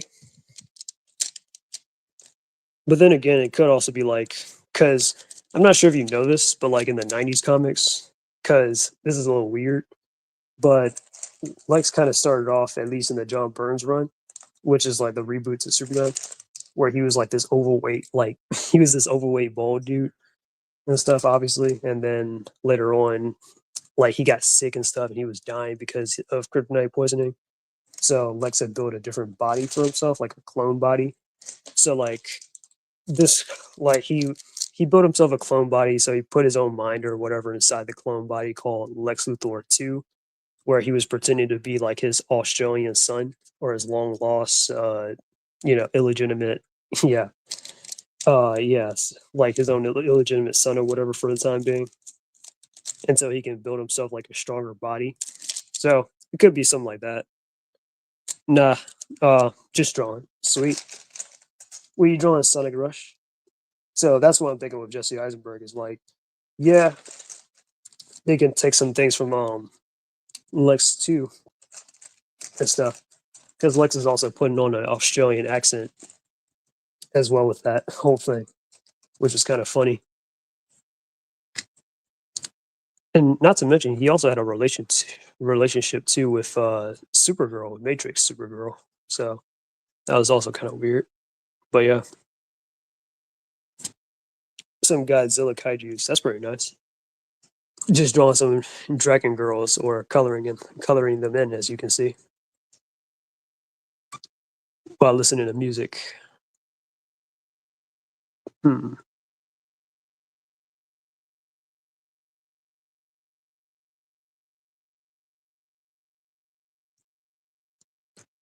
But yeah, as you can see right here, I got Elma from Dragon's Maid.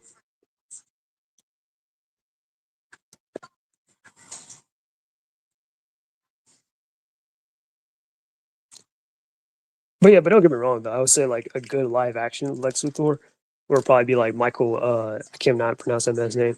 Michael Rosenberg from Smallville. I know he played Flash from Justice League as well, or Wally West. Yeah, he was a good Lex Luthor, or like in live action and stuff, definitely. Even though the story was a little bit off because Lex didn't grow up.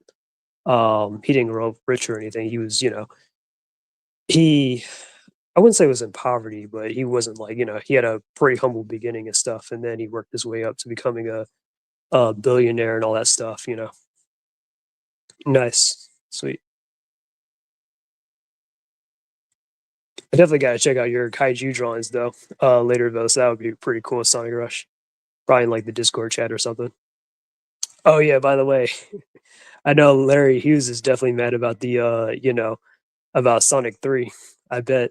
I haven't seen his account in a minute, but I know he's probably like destroying every single device, tablets, phones, his computer, everything, because of who appears in the post credits. So yeah. Oh yeah, and by the way, I hope you're having a good holidays too and all that. Hopefully spending time with family and stuff or friends or whomever.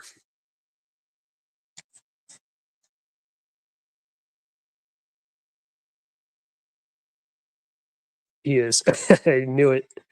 Yeah, he probably like went on Wikipedia or something and was like, mm, they put Amy Rose in that. Yeah. And the thing is, I think he actually did like the Sonic movies, sort of. He just never talked about it.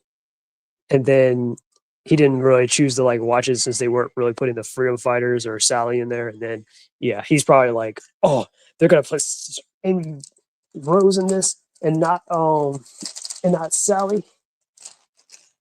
So yeah, I can't wait until I see that stuff. That is gonna be hilarious. Like that is gonna be a hilarious crash out.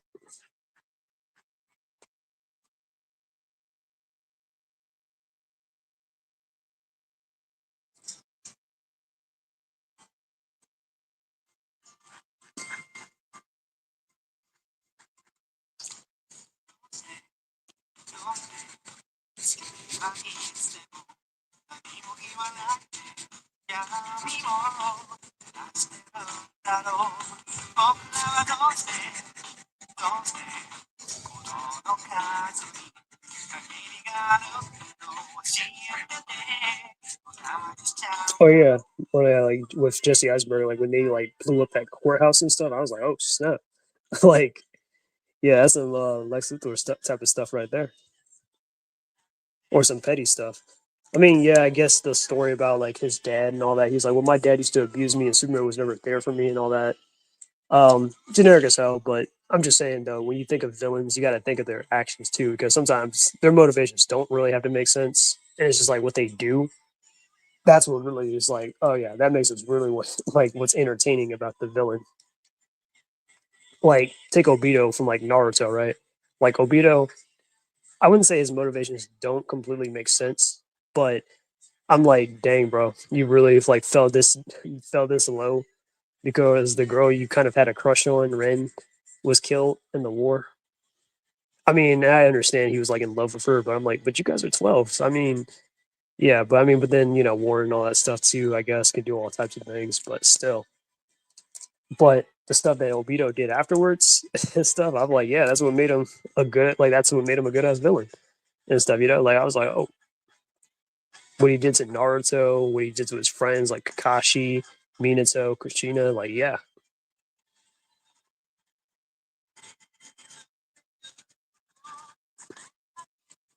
helping Itachi slaughter the Uchiha clan and stuff. I'm like, yeah, those are some of the things that makes like a villain, like because of their actions and stuff.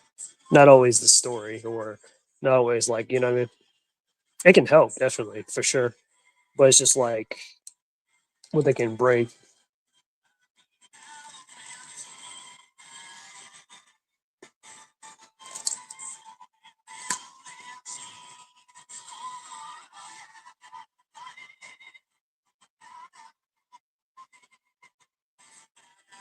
Yo, what's happening? It's hey, Black Queen.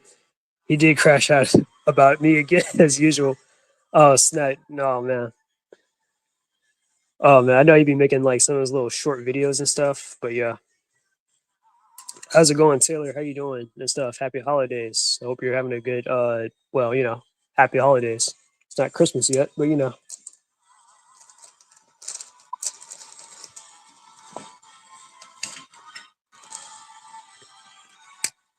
definitely happy year of the dragon too, so.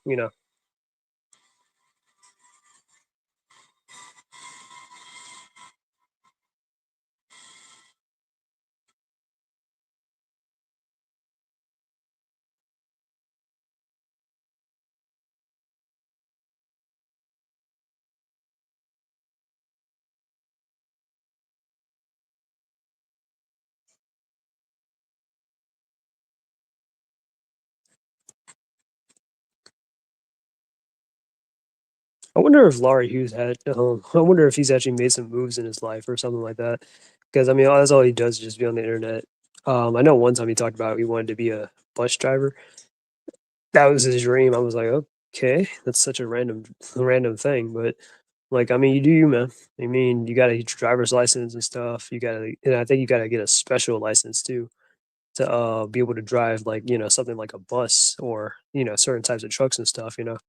My mom actually does have a special license, and she works in the post office and all that stuff. So you know, yeah, and she's like a mail deliverer or carrier. Oh, another fact: my Chinese zodiac is Dragon 2000. Nice. Yeah, I guess you share the same thing as my brother and one of my cousins and stuff, because they're both also Year of the Dragon because they were born in 1988. So Year of the Dragon and all that. Me, I'm a year before that though. I'm a Year of the Rabbit, which is 1999. So yeah, and then next year will be Year of the Snake. So that should be pretty interesting. One of my friends is the Year of the Snake.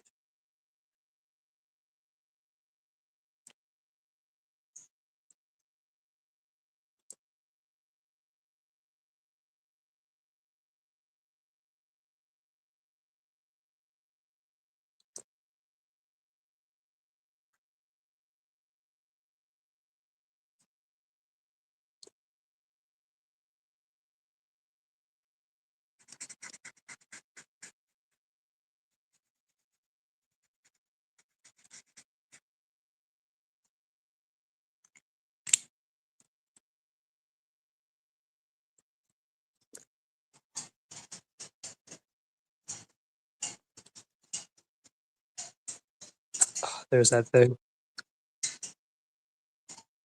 We don't know, but all he does is complain about same shit.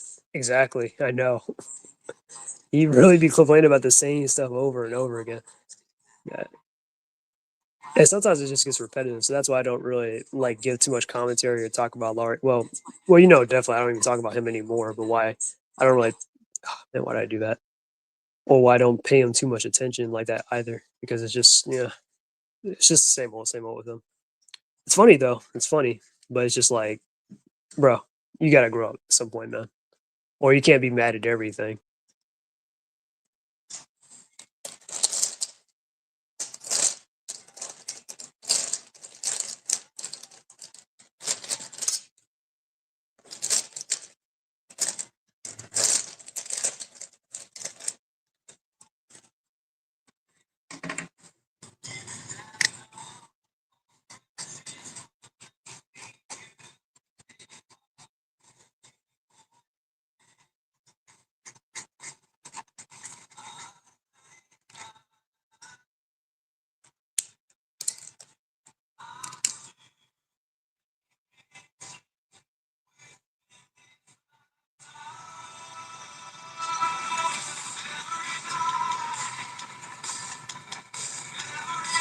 That's the song I was trying to find earlier, but yeah, if you guys can hear it.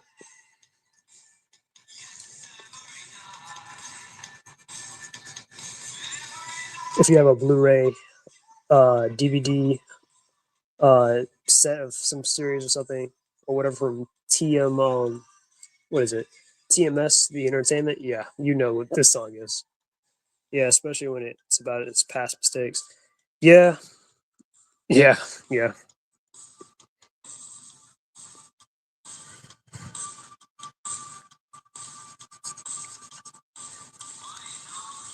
And look, I know Laura Hughes is a little autistic and stuff. I kind of already knew that from the jump. But even still, like autism can only go but so far, and it's just like, come on, bro. You gotta be a lot more mature than this. And plus, you got like, I know Laurie Hughes got like, he's got like little siblings and stuff. I think he's got like a younger brother and sister and all that. I'm like, you gotta set a better example than that, man.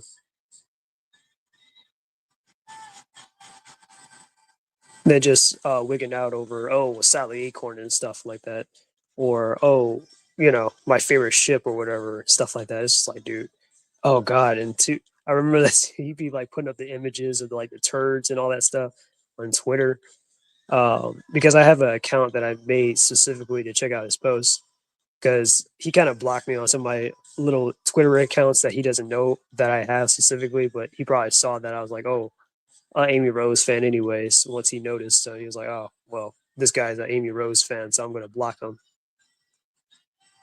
Exactly. Yeah, yeah. Yeah. I'm like, oh, bro, why are you doing that? Or why are you putting this on your timeline, man?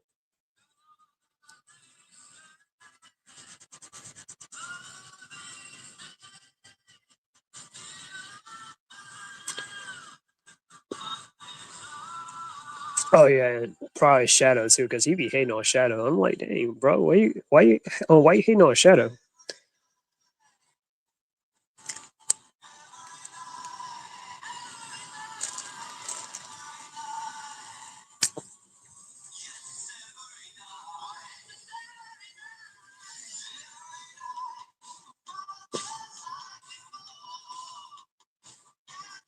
But yeah, but hopefully this year would definitely be pretty interesting though. This year, not a entirely a bad year, but then we definitely had a lot of losses though. Lost some voice actors and stuff, and a lot of other great legends and stuff. We lost to Kira Tiyama and stuff, which is like wild and stuff. But yeah, but other than that, I mean, not a bad year for me and stuff like that per se. Um, can't really think of too many anything too crazy.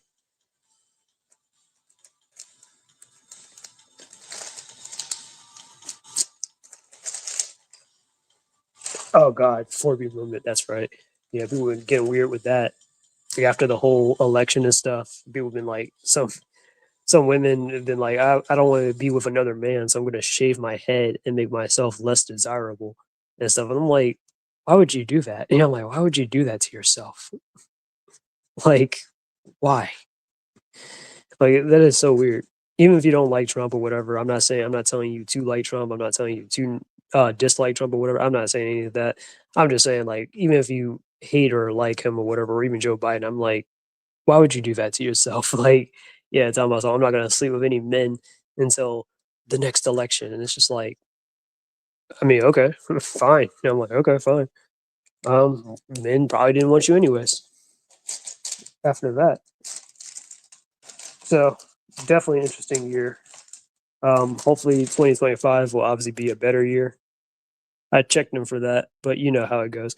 Yeah, I know. I see you've been talking to Laura Hughes a few times. Not like that, but just talking to him like yeah, like you kind of like you're trying to at least be upfront with him and stuff, and uh, kind of like I wouldn't say you're his closest friend, but you know what I mean, like in a friend kind of way. Like, dude, come on, that's not right.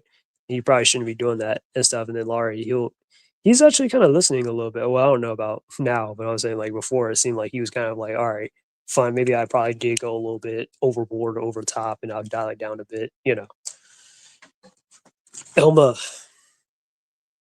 actually, let me add in some extra stuff. I like to be a little extra. Sometimes this is a good way of how you make your characters, especially your female characters, look sexy and stuff. You see, add some of these lines and tones and stuff to it, um, and it kind of gets the person's like kind of attention. That's why I do it because I was studying I was studying a little bit about hentai and stuff, and yeah, outlines and stuff like that can help a lot. Larry is still active online. I hope he at least would get any kind of job at this point. I think he had a job, but it's like a very small time type of job where it's only like a couple of hours. Last time I heard, but yeah, he's on Twitter and stuff. He's not on YouTube anymore. He's on Twitter. I just haven't really said anything about it though on the YouTube channel because I don't want to like go after Larry like that or anything. Because one, he can't defend himself from he can defend himself from Twitter, I guess, but you know what I mean. He can't defend himself like yeah, and just the topic's kind of just gotten a little bit yeah, it's just got a little bit over the top. So it's like yeah, what's the point of even talking about him? You know, unless it's occasionally like this per se, like that's different. But you know, but who knows? Maybe he might steal the stream and be like, "Oh, fuck Keenus Fox and all that stuff," and then he'll draw me with some weird Indian cut again because I saw him do that drawing of me too on Twitter and stuff because he found a screenshot of my face reveal or whatever, and he couldn't see that I had a twist and stuff, so he drew me with like the hair on the side. He gave me I think the Killmonger cut or something like that. And I'm like, I don't have I've never had the Killmonger cut. It just looked like that though, but I really didn't. I just had a twist. Now I have cornrows, but you know,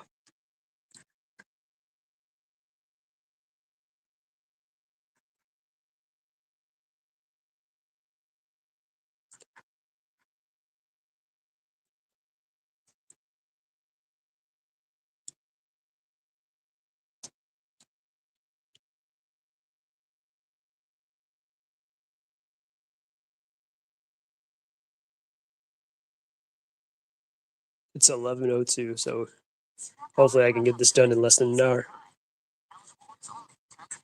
Not to say I can't stay up past 12 o'clock or midnight, but preferably, I like to wrap some of this stuff up.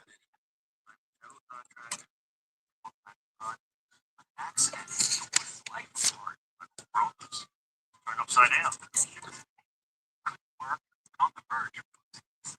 Something bigger than a temptation that nobody knows. Right another place that's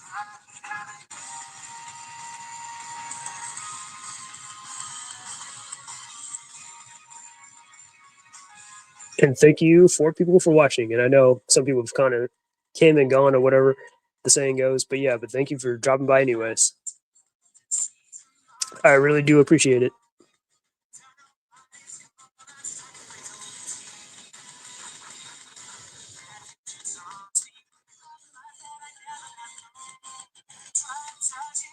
I really should do a sketch tour though. Um, Probably as like I don't know, maybe as a stream and explain my stuff one by one, or who knows. Cool video gamer, how's it going, man?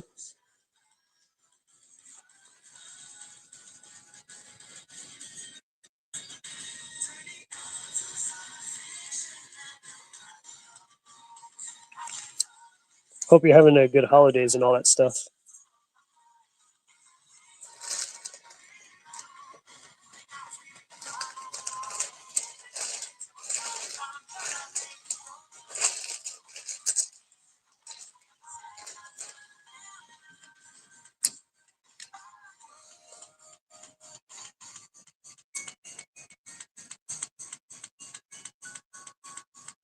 Unfortunately, we're beefing again. Oh man, I guess so. The moment I mentioned what he did on Discord, man, what do you do on Discord? He decided to talk shit. The reason why I brung it up out because he asked why the Sonic fan base is after him. I don't even know what to even say about that. Good man. I saw the movie on launch day, and I was definitely geeking out throughout the whole movie. If I don't know YK, it'll come to me in a second. But yeah, all right, that's pretty cool. Yeah, Sonic 3, that was a good. It was definitely a good ass movie. And so kind of already talked about it and stuff, but yeah, I definitely loved. It was definitely a good adaptation.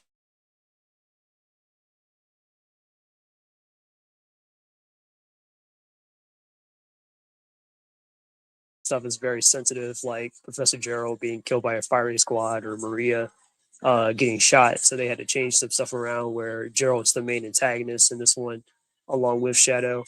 And what was the other thing? And then Maria, her being killed in an accident. I'm not gonna lie to you, and I know this sounds a little dark, but I am kind of glad they still kind of went with killing off Maria because Maria, as much as like I like Maria, her death is supposed to be important to like Shadow's development and stuff because if she had survived or whatever, it's like and besides, Shadow has found happiness outside of just Maria and stuff. And that's due to like Rouge and Omega and Sonic and the others. But yeah,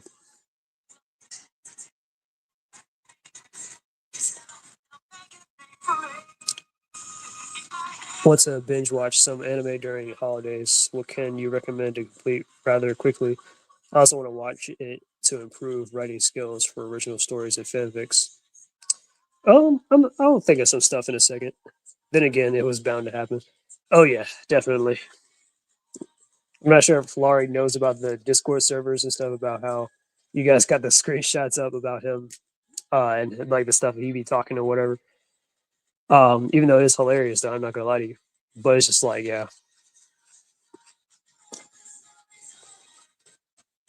But with me though, nah, Laurie Hughes is not gonna waste his time. He's just go on a straight up blocking spree. I kind of wish some of the other characters like Omega appeared, but it's slowly adding more characters by the movie. Yeah, they are doing that. Um, I wouldn't really say I wanted Omega to be in the movie because he wasn't really a part of that event. But yeah, that definitely would be awesome to see him come in like somewhere down the line because technically Omega is Shadow's best friend, so of course. Yep. But yeah, I was saying though that it was kind of a missed opportunity with the Knuckles show where they could have brought in like the Chaotix or something or other characters than just then this should just be a show about Knuckles and Wade. And honestly, after then I will definitely be doing a review about Sonic 3. But yeah, and I gotta say, like, yeah, Wade between Rachel and Wade, I would probably say, yeah, Wade takes he still takes the lead of being the worst Sonic character. I probably used to say it was Rachel, but you know what? It's Wade. It's Wade. Especially for that Knuckles show and stuff, wasting everybody's time with that whole thing. And I was just like, oh my God. Ugh. Just so yeah, and then seeing him inside Sonic 3, and he was only in there for like a couple of seconds, and Rachel was it wasn't really the real Rachel, but it was the same actress that played as her, where Maddie was doing a hologram and stuff. So that was a good little bit. I will not lie there. I wasn't annoyed by it. I was just like, okay, that was a little funny. But yeah, I was like, okay, that was a little bit funny right there. But with the way seeing him play with the Master Emerald, something that Knuckles kind of entrusted with him, I was like, you've got to be kidding me. And then when Sonic shows up and stuff, he's like, Sonic, I've been instructed to protect the master. And he just takes it. So yeah, that was kind of a little funny, but uh, yeah, yeah, he was generally worthless to be honest. Exactly. So I was just like, yeah, at this point, I'm like Paramount, please stop using this guy like he's like a top, as if he's like a top level character, or he's funny. No one likes him. I'm sorry, they just don't. Like I'm sorry, no one likes him.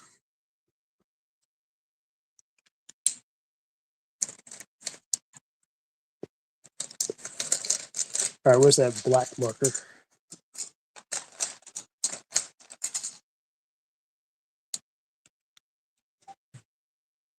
I agree.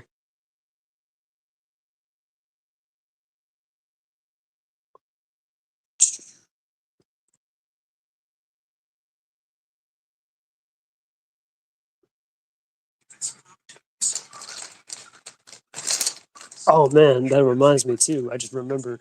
I heard that news about if you guys, I'm pretty sure Sonic Rush and Cool Video Game. You guys might have heard of this guy.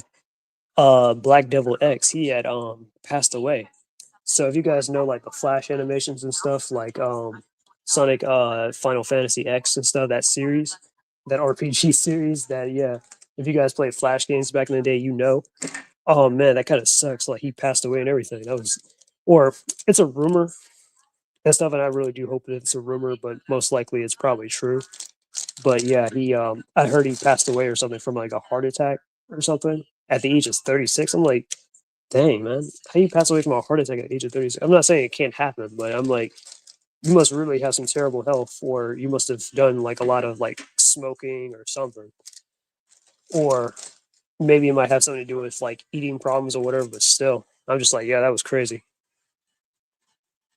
Yeah, rest in peace. Oh no, when he was playing with the emerald, I was just like, no, there's no way he has it in his possession of all people to give it to. Exactly. But yeah, but Black Devil X though, yeah. Um yeah, yeah. And what's crazy was I think that news came out on the day of the Sonic 3 release. So yeah.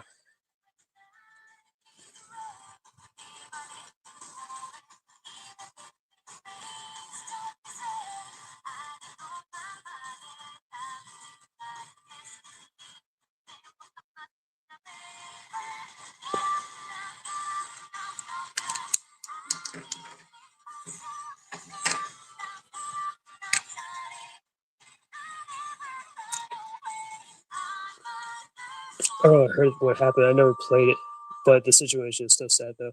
Yeah. Yeah, it is. But yeah, I used to like play those little, the RPG flash games and stuff like that because of course, when you're a kid and stuff, and you had the internet. Well, not the internet, but you're, like in school or something, and you're on like let's say Y8, Y3, or Newgrounds. Well, you can't go on Newgrounds at school because they definitely made sure they blocked that site. But those games that were adjacent to it, yeah, they had those flash games on there and stuff like Sonic RPG with Silkadoon and all that, or Sonic Final Fantasy X, which was like, well, ironically, I don't think they had any Final Fantasy characters on there. Not that I remember, but it was just like a crossover between Sonic and Mega Man X and stuff, and maybe a few other things too. But yeah, but it was a cool thing though.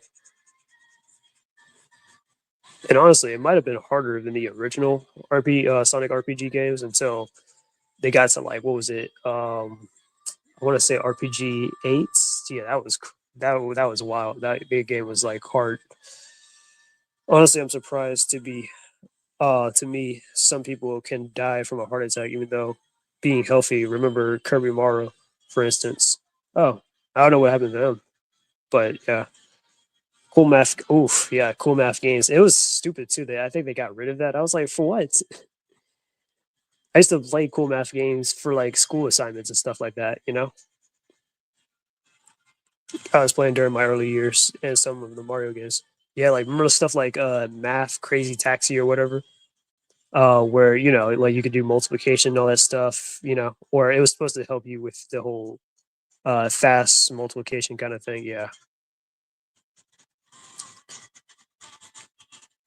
I do remember Super Gangster Bros though. That was hilarious. Or Mario RPG.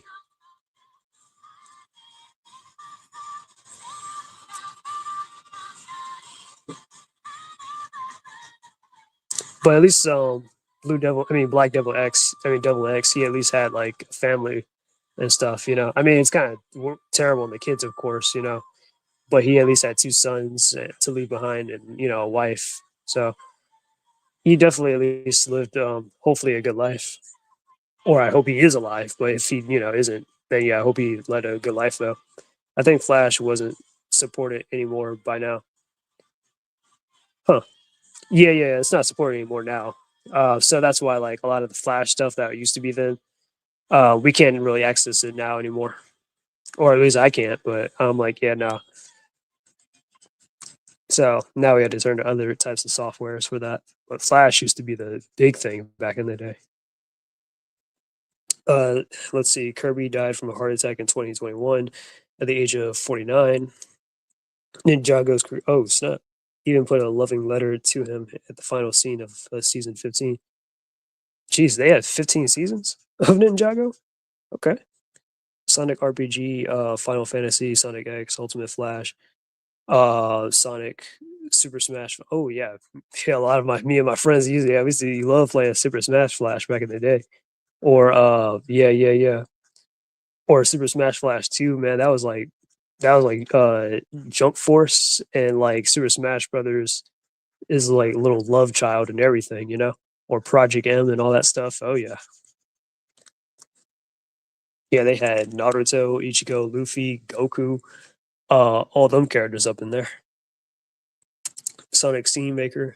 Kind of, yeah, I definitely do kind of remember that. I don't think I played it a whole lot, but they had a lot of those like kind of custom made kind of games and stuff like that. Yeah, yeah, definitely our childhood.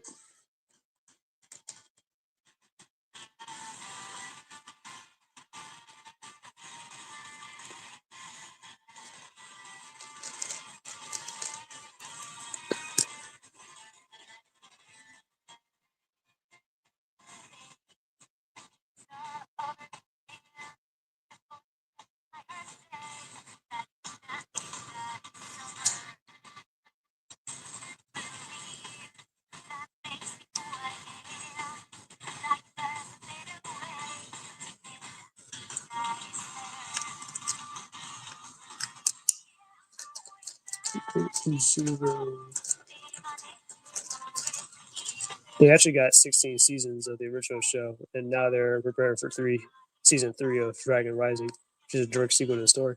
It's pretty nice.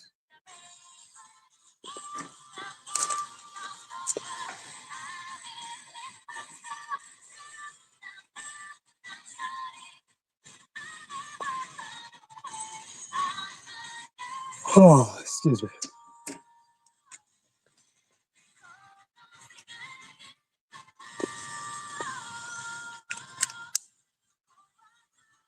Oh yeah, you are aware of what Laurie's been doing on Twitter these past few weeks, right? No, not really. I need like, what's he been doing? That should be fun.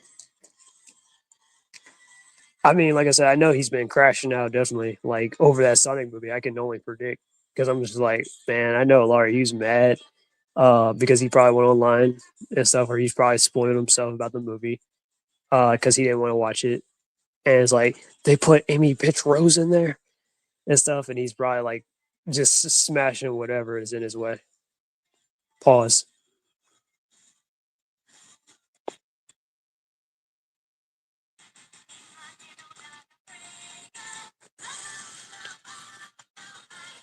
Dude's been yapping for a while already. Snap.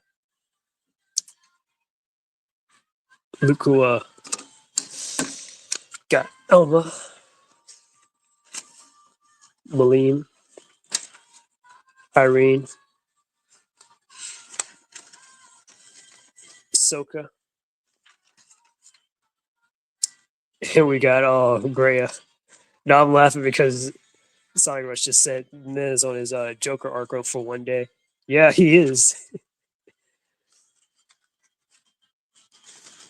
He about to be on that Joker 2 arc. All right, so I got 4 more drawings left to go.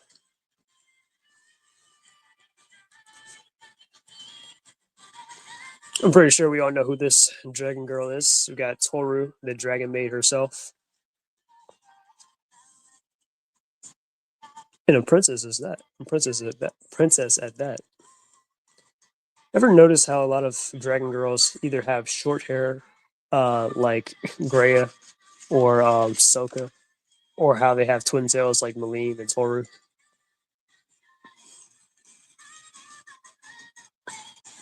I mean, what did you expect?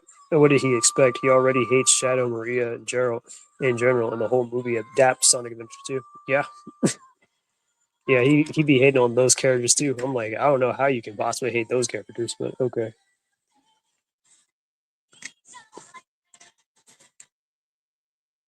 Dude is on his wolf arc right now. Yeah, not Joker 2. Laugh my ass off. Yeah, like Joker 2. Yeah, he about to get that treatment. Well, that's not a threat, but you know what I mean. Like he getting that treatment from Joker 2.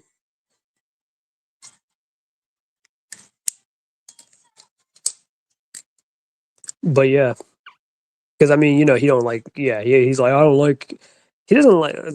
Just in general, he does not like um any modern Sonic character in general. He don't like Silver. He don't like Shadow. He don't like Maria, Rouge, or whoever. Like he don't care. As if you're not the Freedom Fighters, if you never appeared inside Sonic's IDM, so if you're not the Freedom Fighters, possibly Lupe and the Wolf Pack, or any kind of Archie Sonic character that's from like the classics or whatever. Um, yeah, yeah, he does not like that. Yeah, like any of those characters.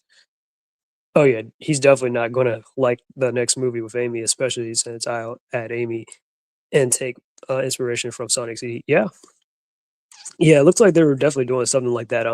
Because I even saw if you guys ever seen Sonic the Comics review and stuff, he was back and stuff, and he did that premiere about the metallics and stuff, and that army and whatnot from that story, because I think that's what the end credit scene was kind of trying to depict, where this army of metal Sonics who were trying to jump Sonic and stuff, and then Amy shows up to save the day and all that. But yeah, classic characters too. He hates Sonya. Yeah, I know. I was thinking about that too. He hates like I said, the only classic characters he really likes like that is really just Sonic, Tails, and Knuckles, which are the classic versions.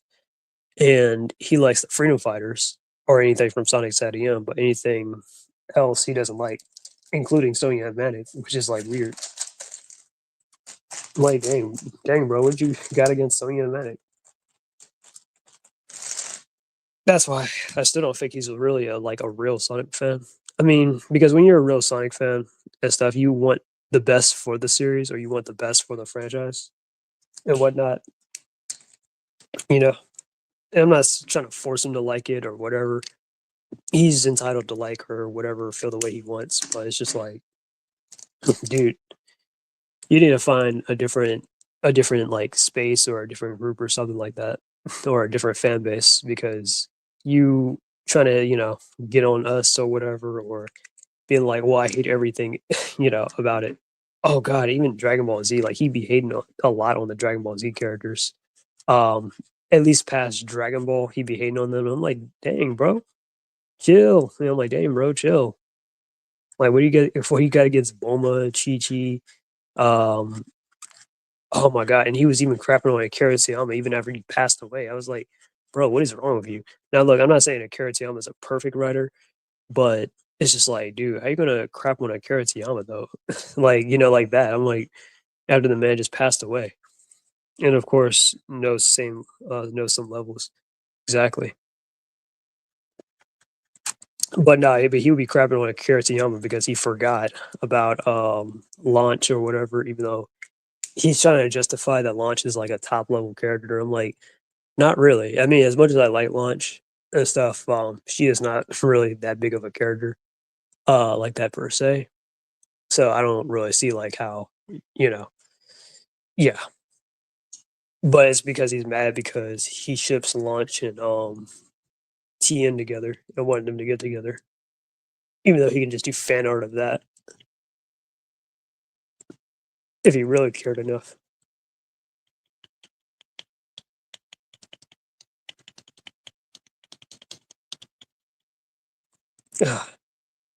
Just like the Italian Stallion isn't true TMNT fan either, since he wants the franchise dead just because he was lazy to watch every single episode. He was too. I guess he's too lazy to watch every single episode of 2012 and bashed it for things it actually had. I mean, I would say he's probably like an old head as far as like the Mirage comics go and stuff. So I might say he might be a fan of that regard and stuff, and he watched the '87 cartoon. it was like, yeah, I mean, it was from my childhood and stuff, but I'm not saying like watching certain things make you less and not a fan or whatever. But if you're not gonna like really like put your time and like in your energy into something, then that's what I'm saying. That's what determines you as a fan. And Laurie doesn't really put a lot of time and effort into some of this stuff, aside from just being negative and going back and forth with people on the internet. But that's about it. He was a very low expectations for the Sonic franchise at this point. Like to be honest, I don't think you should be here if you're just going to yap about exactly. That's what I was saying. Like, dude, you gotta find something else that ain't the Sonic series. Then, if that's the case, do you want to be a perfection, the natural selection so bad? Yeah, I bet you didn't read a single issue past City of War Art. Just like the most of the true TMNT fans. Probably not. I know there was a guest error though. I actually did read the. I know you're not talking about me, Ashes. I think you're talking about Italian the Stallion. But yeah, the guest error was definitely a weird time. The art was so weird and the stories were weird.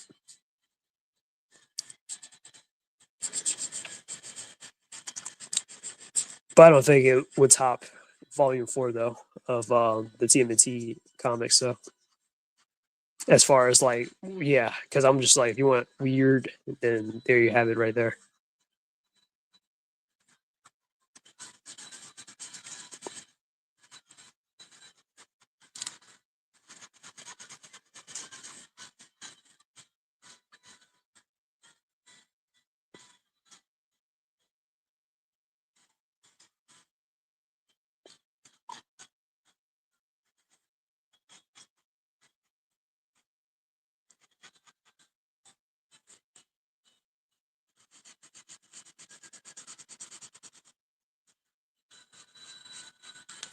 By the way, Sonic Rush, cool video gamer. If you guys are still here, what do you guys think of the new Superman trailer? Me personally, I'm not a huge fan of it. Do I think the movie will be decent?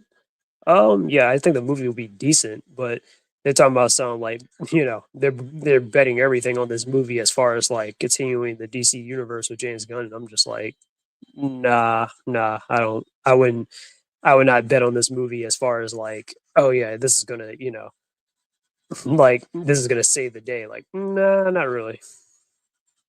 If I'm gonna be honest, it'll be decent, but not that good.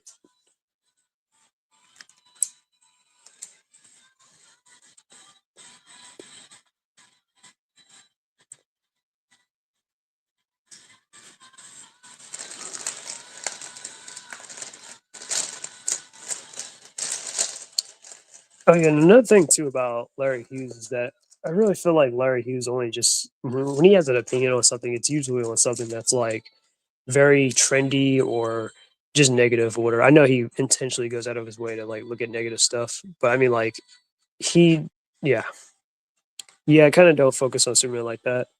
It does look cool though. That's very nice.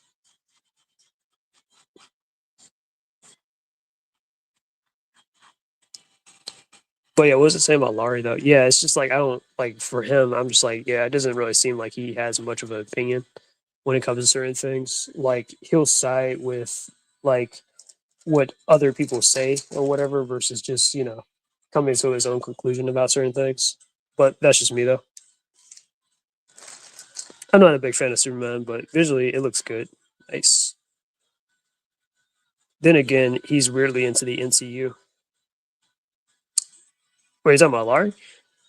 Yeah, I bet. Yeah, I bet. You've seen my uploads video of Sonic 3. No, I haven't seen it yet, Empathetic Black Queen. I'll probably check it out now if you mention it. I didn't know you had one. I'll watch it regardless. Yeah, same. I'm gonna watch it anyways and just be in theaters, be like, oh, let me check it out. Because for me, like the trailers look a little underwhelming, but who knows? Maybe it could be like Transformers One or something, where like the trailers. Because I was gonna watch Transformers One anyways when I saw the trailers, because I was kind of like, you know what, this might be an interesting film to watch, and then I was like, well, I'll probably check it out at some point. I was putting it off until somebody in my chat when I was doing a live stream said that they enjoyed it, and I was like, all right, if it's really that good. And I was like, damn, this is really good. So yeah. Let's see. Larry, yeah, I can read some of the Wolf Arc tweets in dark voice somehow. Like Sukuna. That's pretty nice though.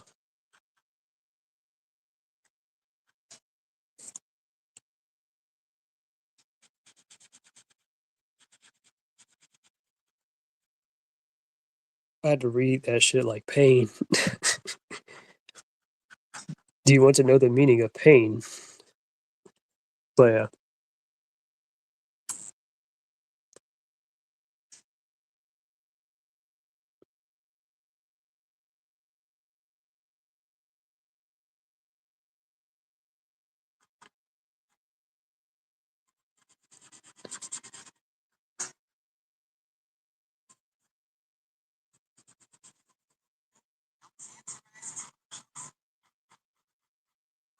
Looks cool if your art's of anime. Thanks.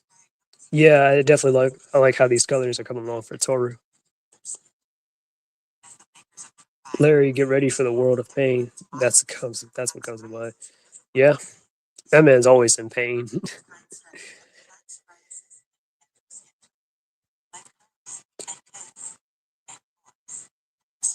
Oh man, I actually remember too one time because I was like scrolling on his Twitter and stuff, and I saw like he was talking about how he was going back and forth with what are they called? What is it? It's the yeah, it was season 3 and stuff, and they were like he was like talking all that crap about Ian Flynn, saying Ian Flynn's the reason why Sally is this, that, and the third. And like season 3, like I don't know if it was like some kind of social media manager or something, but he was like, um, honestly, he was like, I mean, Ian Flynn is actually pretty cool, and he's been openly supporting us and all that stuff.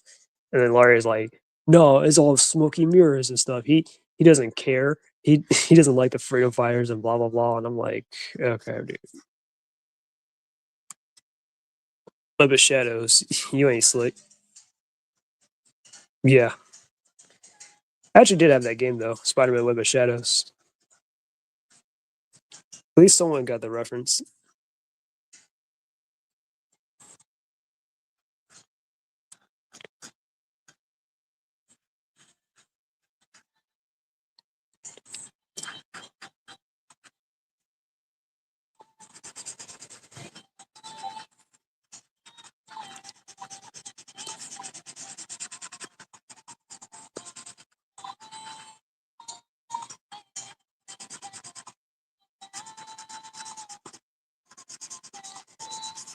I really love this Gray so much. Well, I wouldn't say that much, but I love how it's coming off on Toru.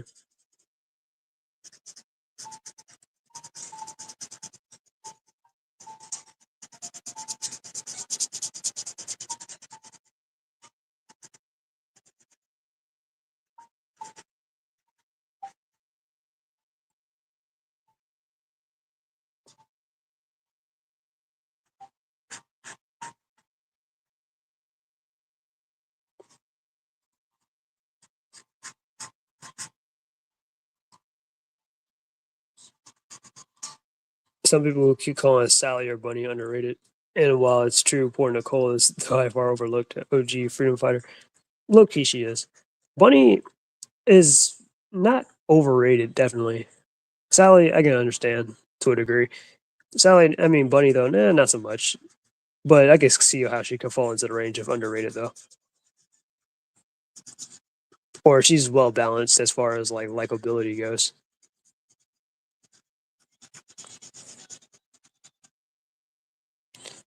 Too bad Web of Shadows 2 got canceled. Man, that would have been awesome. And I remember too how like Spider-Man Web of Shadows had like those they had all those heroes with like different like symbiotes, like Wolverine, that Wolverine symbiote boss fight. That was a cool design and everything. Um yeah, and if you choose like the black suit Spider-Man decision, then like, Spider-Man like he like literally rips Wolverine in half and I was like, "Oh, snap."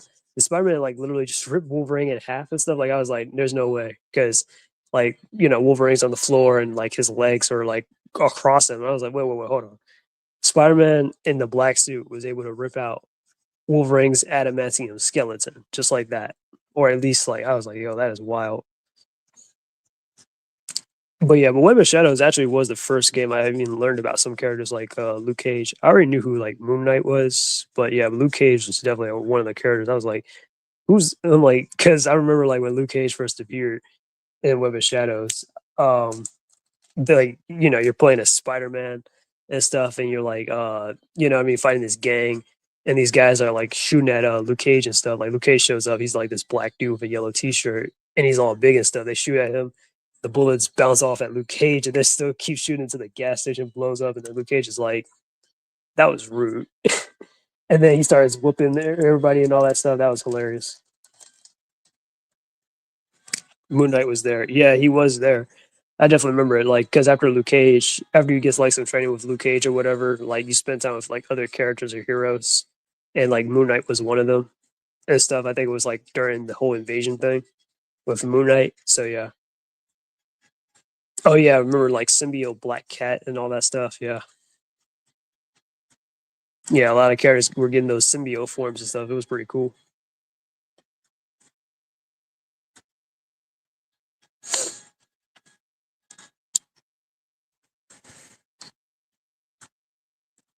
Same. I low key hope Marvel would ease a grip on the symbiotes as a thing. I'm focused on other Spider-Man mythos. Yeah, that would be pretty cool. And honestly, from what I've been hearing or what I've been thinking about it, I'm like, Spider-Man really hasn't been that good since like the whole they broke up Peter and MJ and stuff. And I was like, I mean, I'm pretty sure that might have had some good stories here and there, and they have, but not as good as like as when Peter was actually progressing through life and he was actually like married and stuff like that, or he joined the New Avengers.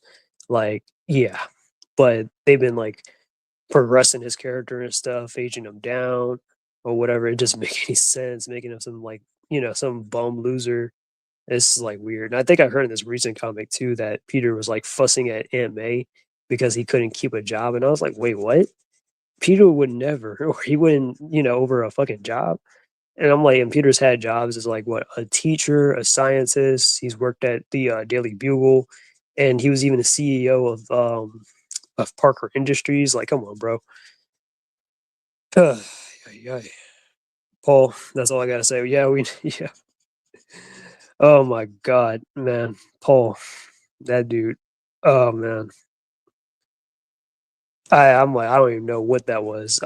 What Zeb Wells was doing with that character, and when he thought, oh, you know what? Yeah, because yeah, the people that write like that work at Marvel, they really do hate Spider-Man. Like, and honestly, I really do feel like they've been doing that since like, unfortunately, since like Stan Lee's passing and stuff. Because the thing is, like Stan Lee, I think Stan Lee used to see a bit of himself in Spider-Man and Steve Ditko and stuff. That's why like Spider-Man was like, well, very relatable in a way. But his relationship with like MJ, which is supposed to be like a very stable one at that, was supposed to like reflect Stan's relationship with his own wife, Joan, and stuff. And like Joan Lee, she used to appear in Spider-Man the animated series as Madam Web and stuff because she voiced her and stuff. But Jesus Christ, they've been trying to really just destroy Spider-Man, divorce him from Mary Jane because they're mad about their own lives and stuff like that. It is just terrible, man. Rest in peace. Yeah, to Stan Lee and Joan Lee and stuff. Yep. But yeah, like man, but they just straight up hated Spider-Man. They were like, all right, we're gonna definitely go off the rails with Spider-Man now after Stan's gone. It was like Jesus Christ, like come on. All right, now we got Toru almost completed, I guess. Let me do a little outline real quick. Paul should be the ultimate Marvel villain for stronger than Thanos and Galactus. Nah, nah.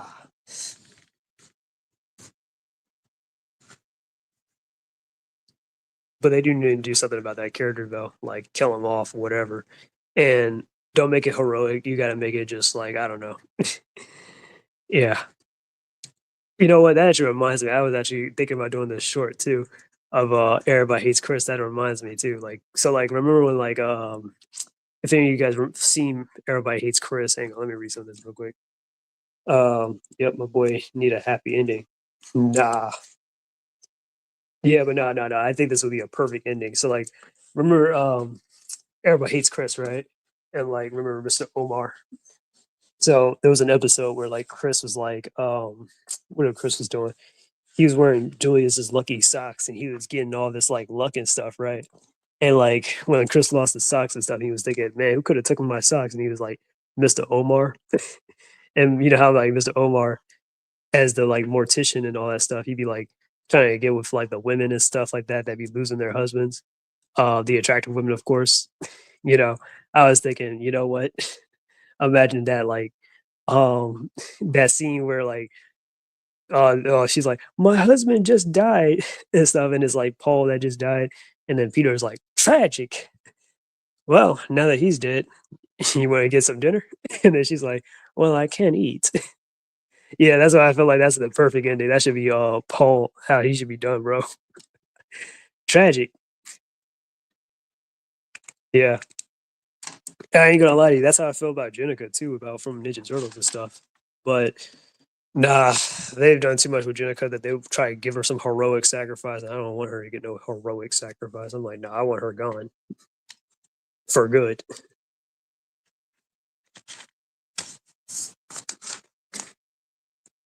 All right, I got 19 minutes left and I got 3 drawings. Next up, I got Wendy from Fairy Tale.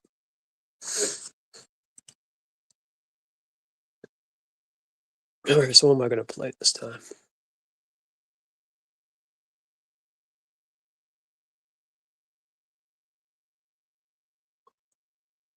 Oh, excuse me.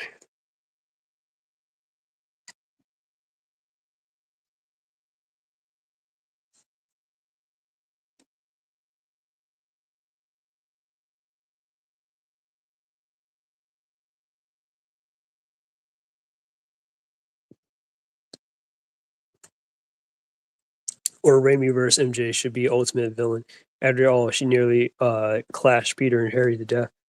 I mean, and now look, I don't, and don't get me wrong, I don't really like the Kristen Dunst's Mary Jane and stuff, you know. Myself, I wouldn't say she's a straight up villain like that. I mean, because Paul, he just straight up cut Peter, and it makes no sense why Mary Jane would be with him. I'm like, what? Like, why this very basic guy? Oh, God. Just thinking about more of the screenshots that I've seen, I'm like, oh God, it's terrible. Mary Jane never beating the cheating allegations after that trilogy. Yeah. She was oh my God. Bro, she was with let me get my fleshy not like that, but my flesh colored water marker first before I can continue. With how many guys Mary Jane's been with in those movies. And I can go in order too, because I've watched those movies a ton of times. Sorry, I'm a little cold down here, so I'm in the basement. But anyways, what was I saying? Something about Mary Jane? Nah, because Mary Jane's been with Flash Thompson. She was with Harry Osborn, um, John Jameson, Peter, Harry again.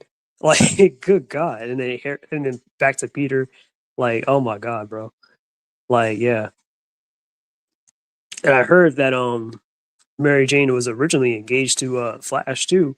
And the yeah, in the first movie, like she was engaged to Flash. But they broke it off at their engagement and stuff, you know. I mean, at their graduation and stuff. So, you know, Harry made his move on MJ. Because Peter was like, you know, in good grace with his dad and all that stuff, and he needed somebody to turn to. And then, oh my God. And then Mary Jane left what's his face? John Jameson at that altar and stuff. I was like, yeah, Jameson was like, don't open the caviar. I feel bad for yeah, JJ's like, yeah, for John. As he was an astronaut and everything. I was like, man, what did he do to you? Like you went through this trouble with messing around with Peter and stuff. I'm like, dang, bro, you got a whole fiance right here. and stuff. You should have at least been a little bit more upfront. At least, definitely, like talking about no wedding and all that stuff. I'm like Jesus. But yeah, but that's why Gwen Stacy from the Amazing Spider-Man movies was a better love interest though. Because I actually like those movies better than well, I do like the Sam Raimi movies too. Don't get me wrong, but I don't know. I always felt something with the Mark Webb stuff. And people say that 2012 April is a hoe and a manipulator, despite the fact that she shrugged off Donnie and Casey for acting childish. I mean, I guess, but nah, but Mary Jane in those movies though, I'm like, yeah, she was messing around with like four guys in three movies.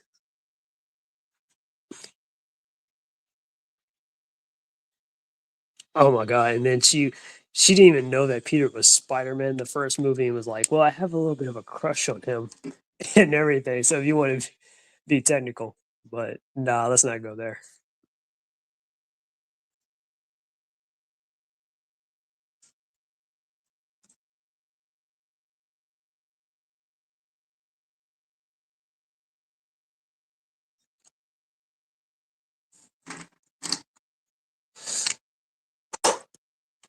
Man, that final scene of Spider Man Two just pissed me off of how MJ cheated on John so bad. Yet the movie presented her as a character growth. Well, I wouldn't really say she cheated on John. I mean, because she kind of broke it off with him. Um, at the wedding, or actually, she did it. I think by a note or something, or left him at the altar. That's still pretty terrible, though. But I'm just like, man, and like how much money went into like that wedding and stuff. Even if Jameson is rich, I'm like, come on, bro. You broke up with him at that wedding and stuff, and then left him at the altar. At least could have been a little bit more upfront before that, and be like,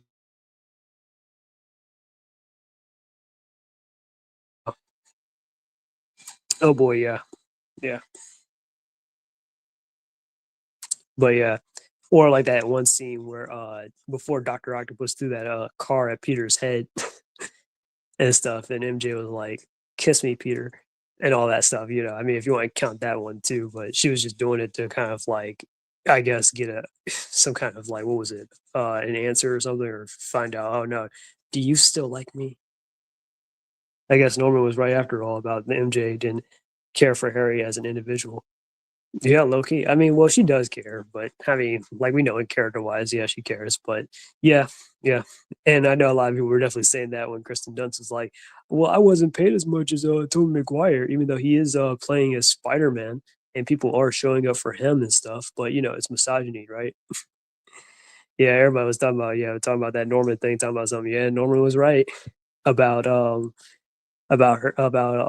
he's like, yeah, a woman like that, all she's doing is just sniveling around your trust fund and stuff, and she ain't there for you. Man, Norman was a savage though, I ain't gonna lie to you.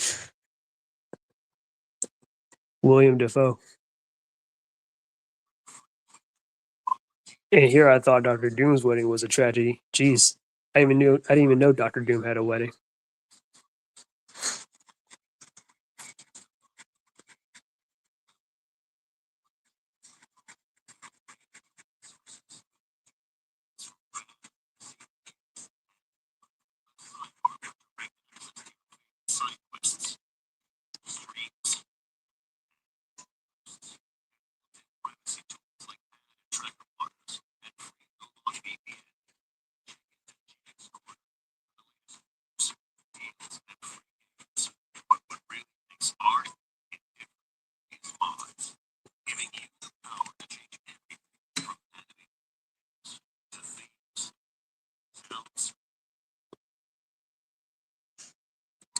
Man, I got 12 minutes on the clock before it's 12.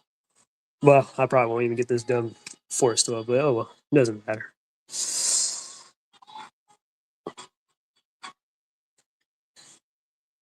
I do like this song though, yeah, somewhere. Too bad we can't have a new Fantastic Four show anytime soon. They all had bad luck to live criminally short. You do got a point though. Because yeah, I did grow up with the Fantastic Four cartoons, like the '90s one, and the what was it? And the Earth's Mightiest Heroes. Or not Earth's Mightiest Heroes, but yeah, Earth's Greatest Heroes. That cartoon with the white suits and all that. Yeah, yeah. That was a good show. I need to rewatch it though.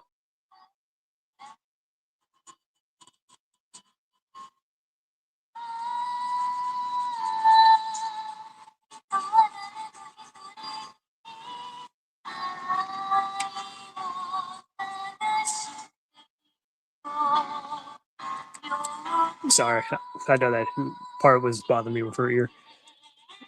Low key kind of made it worse. But oh well. What's that to make do?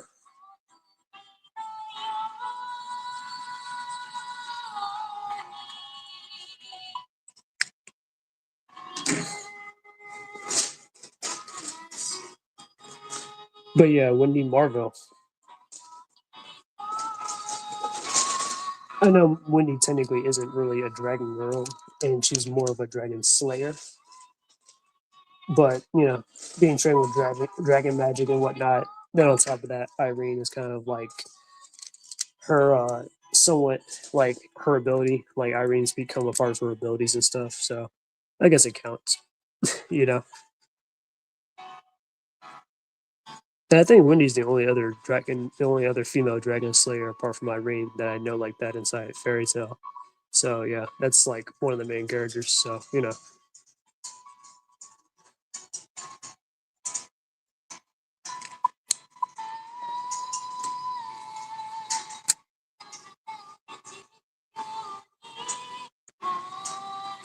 I hope someday, at least in a parallel universe, we can have another Spawn movie or show. He's been underutilized potential, so much underutilized potential. Yes, yes, he has. That would be awesome to get like another Spawn show. And they actually canceled the which call it one, the original one, because I know they were like doing all this other stuff a little bit that kind of strayed from the comics where Spawn got Wanda pregnant as Spawn, and yeah, where he got her pregnant as Spawn and all that stuff, and Wanda was like thinking about getting an abortion or something like that, and then like the thing was like the child was gonna be like, I don't know, something big or whatever and stuff like that, and that they were going to war with heaven, and Spawn was like working with that old man Cog about what was he working with him on, about like trying to get his humanity back and all that stuff. He's like, I just want my humanity back. But yeah.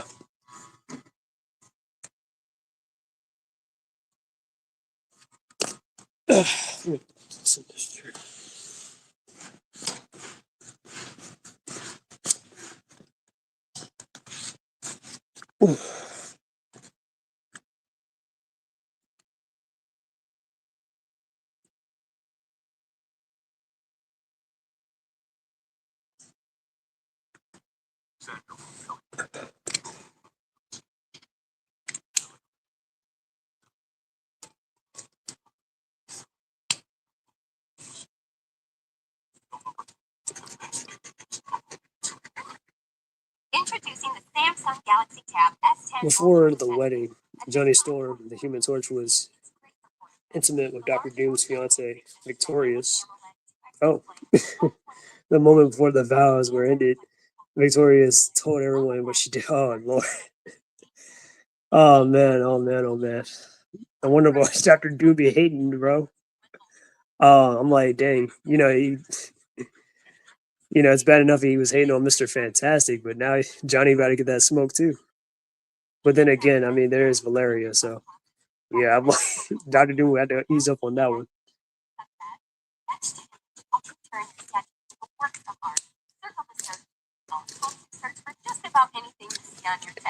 Oh man, Johnny, why'd you gotta go and do that? I'm like, bro, come on, man. You got a lot of like how many girls have you been with, Johnny? That one scroll chick you've been with. You thought you were kind of with Alicia Masters, which I'm like, dang, how you gonna do Ben like that?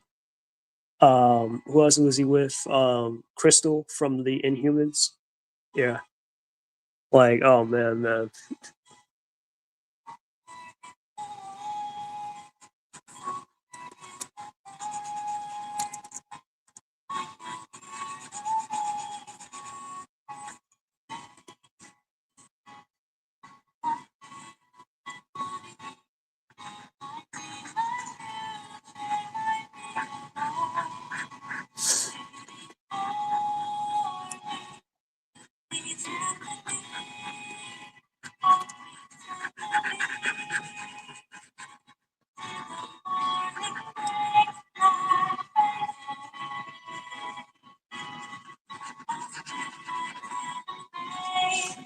I was wondering how No Rider came up with bringing up Johnny against Molten Man. That would have been an interesting fight.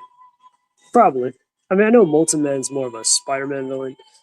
Um, well, that could work. Yeah, yeah. I was thinking for a second of movies and stuff. I was like, well, I don't know about that yet, but yeah, that could probably work in a comic.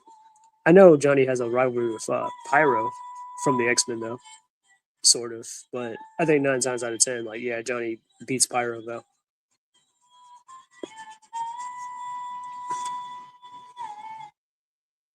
The Fantastic Four was at the oh look, man, I don't even know why Doom even invited the Fantastic Four, and he'd be hating on them though. Reed was even Doom's. Oh God, no, and was thinking about stopping their feud for all these years. Oh my God, no! And then Johnny fumbled the bag, bro. Oh my God! And you know this man Doom is untouchable because he's what you call it? He's a royalty, man. Oh my God!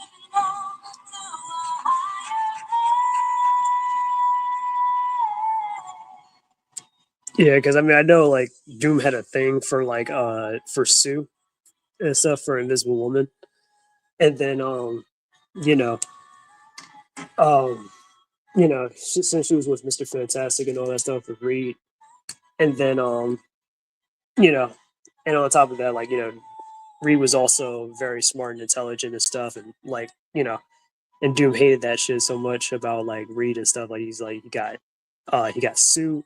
He's possibly smarter than me, but I don't even want to admit that because of my ego, like everything.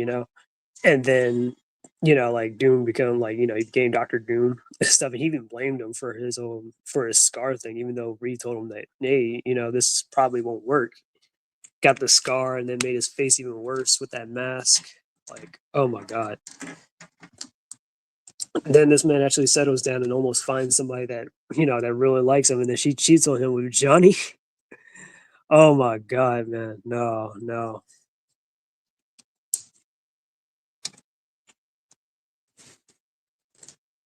That was like, man, you had a window of opportunity to really like you had a get out of jail free card with that one to rid yourself of Doctor Doom because no one wants Doctor Doom as a as a villain and stuff because it's Doctor Doom we're talking about here. Just wondering, who do you think is more interesting, Doctor Doom or um, the Mandarin as a villain and a character? Um, I mean, reputation wise, I would probably give it to I'll give it to Doctor Doom, really. But the Mandarin though can also be pretty interesting. Yeah, I would say Doctor Doom at the end of the day. Johnny fucked it up, so he became a literal Human Torch, slowly killing him. Of course, Doom is back being evil. Yeah, yeah. And you guys, I'm like, come on, you knew what was gonna happen when you did that. Like, oh my god, Johnny, why'd you fold like that?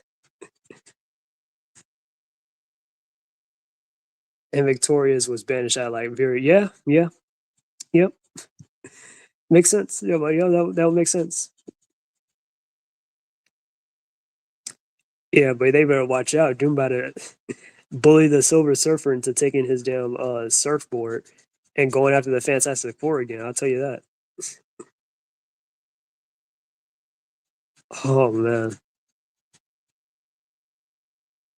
that is so wrong. That is so wrong, man.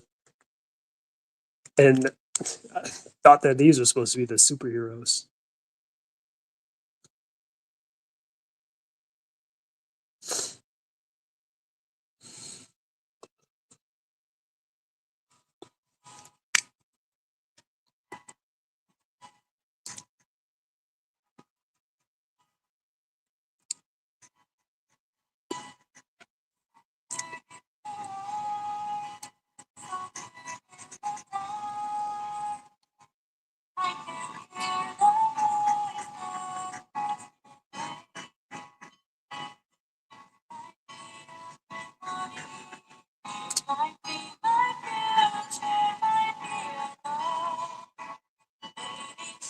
There's a skit about that moment.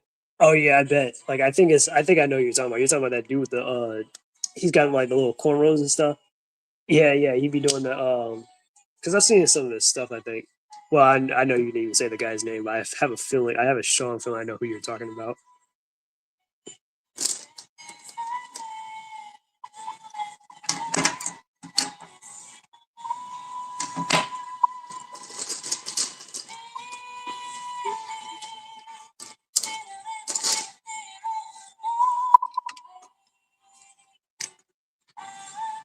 Snap, I wonder how much percentage my snap. My computer's on 29.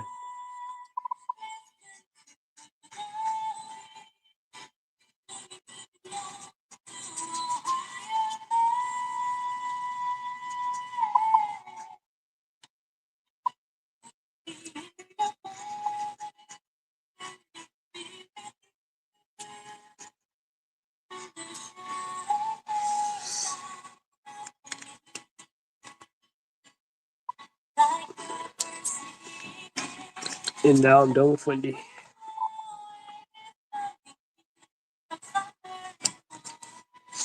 You seen my Sonic video yet? No, not yet. I'll check it out after the stream of Fierce Empathetic Black Queen. Next up, we got Scotty. And then finally, we got Philia. The last two Dragon Girls that I'm drawing, or coloring. Alright, let's get on with it.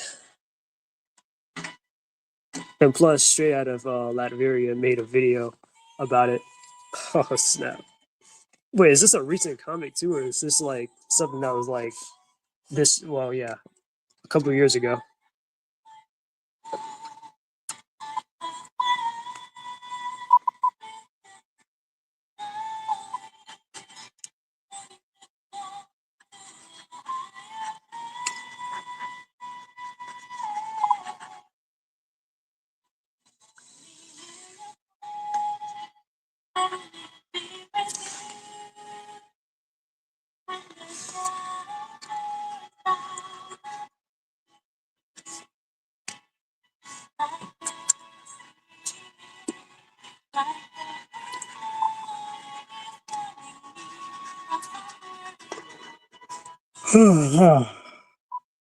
Oh, excuse me.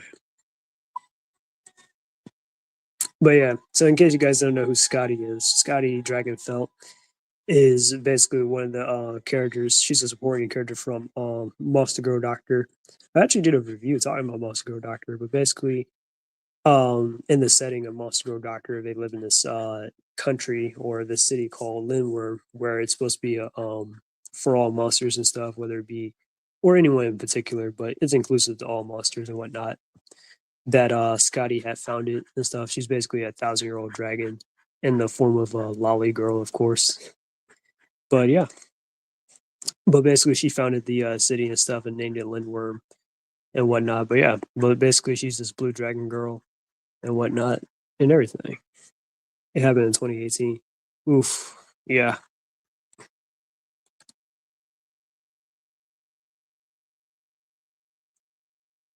But man, Torch, man, oh man, I'm just like, bro, you didn't have it. Mm. And at this point, I mean, technically, Johnny should be kind of like married at this point, or he's had, or actually, no, he has been married. But I'm just saying, like, he should, like, I'm like, oh my god, bro. Do you think TMNT Universe deserves a prison or facility like Arkham? Not the main villains, obviously, since they operate in shadows, but for all human weirdos in New York. I mean, to be honest with you, inside TMNT, they don't really have that many kind of dangerous like villains or rogues like Batman's villains. I mean, the Turtles do have dangerous villains, but not like well, but you know what I mean though, not like consistently like yeah. Like some of them, you know, are extraterrestrials and stuff where yeah, they have like, you know, they're dealt with those type of authorities, but like as far as like, oh, you know, yeah, like they're human adversaries and stuff aside from Shredder. Not so much. You know, like if you're talking like, oh, well, Purple Dragons or something like that. Nah. Fantastic Four, number 33, Body Doom. Should definitely check out that storyline then. That should be hilarious. I'm just like, oh my god. But yeah, I've been doing some deep dives into some comic books and stuff. Currently right now I'm just really into DC, so I'm trying to like understand like the DC characters and stuff a little bit more. Before I get back with Marvel on that one. Even though I am looking at some old classic stories, like just the other day, I was checking out Black Panther and stuff, the old '60s Black Panther and all that stuff, or not '60s, '70s actually. I mean, '87 show spawned a ton of human villains like Don Totolo, but most of them were forgettable one-offs. Yeah, that's what I'm saying. Like, yeah, those guys can easily go be put in prison or something or whatever. They don't need like a super high max facility or something crazy like that. Shredder, yeah, definitely, but nah.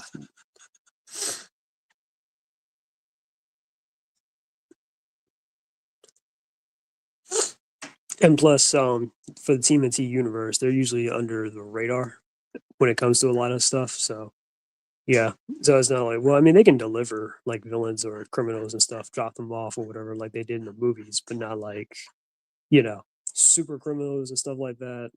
Um, if they get in that realm or territory, which I mean, I know they have, but you know what I mean. Yeah.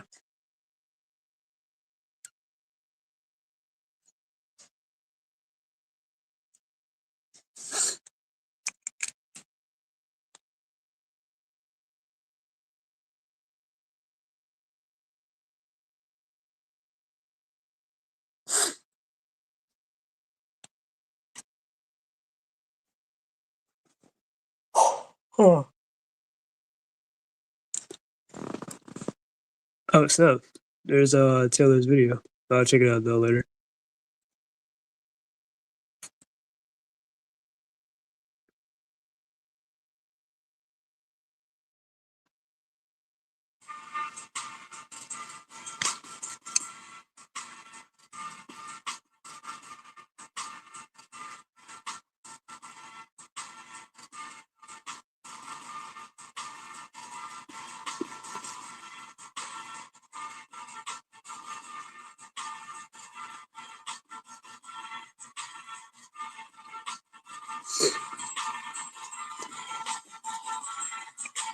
In that case, Casey should become some sort of Green Arrow, Nightgale,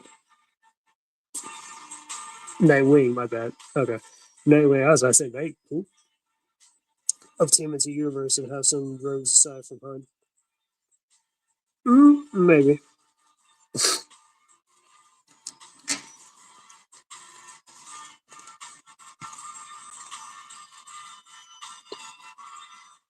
because I do have this idea where they could, take Hun from the 2012 series and make him like the new Hun and stuff. Like how like IDW KC just lost his dad and everything. And I know he was supposed to be Hun in that version.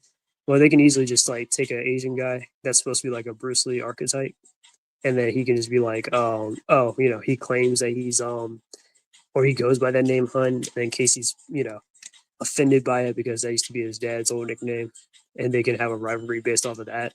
That would be pretty cool.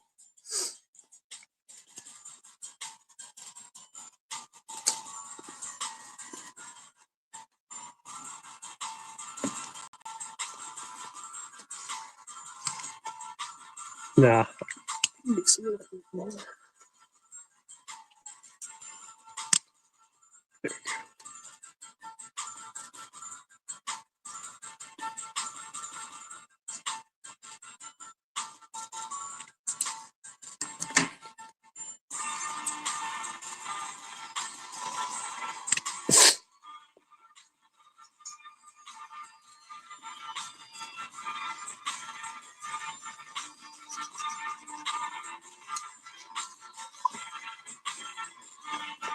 Almost 3 hours in.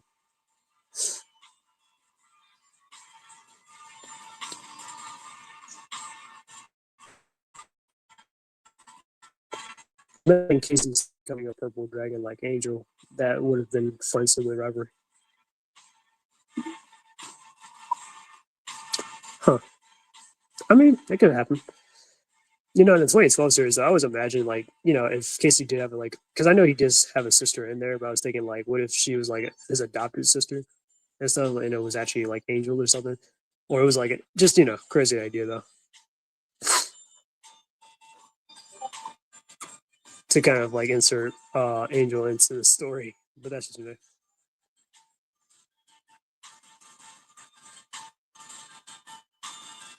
But any other version, I know like Casey doesn't have any siblings though.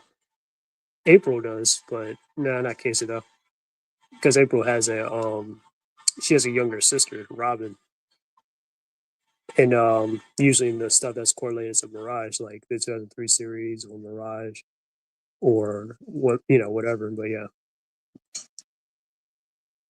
aside from IDW though.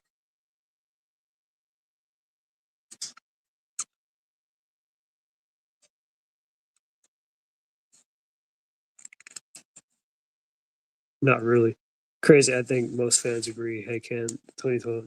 Yeah, yeah, that's what I'm saying. Like, yeah, it could be.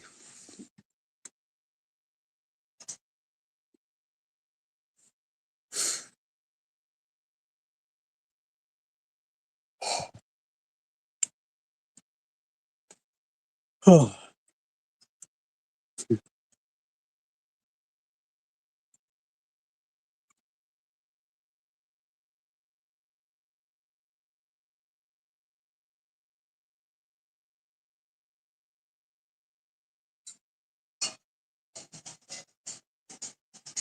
Are you ready for a new kind of workout? Experience the pinnacle of immersive cardio technology for a workout that won't feel like work at all.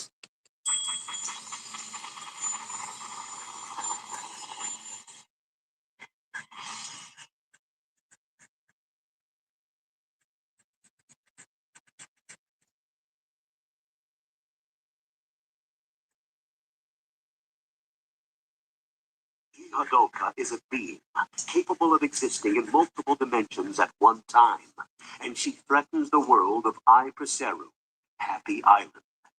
Though the cost was heavy, the inhabitants of Ai Preseru were able to temporarily confine Hadoka in Evil Zone. But the danger is not over. Hadoka must be destroyed before she emerges from Evil Zone. To do this, Ai Preseru called upon mighty warriors from other worlds. A tournament is held to select the strongest warrior to face Ihadoka. These warriors have many reasons for wanting to fight Ihadoka, but right now, they are warriors. Let the battle begin.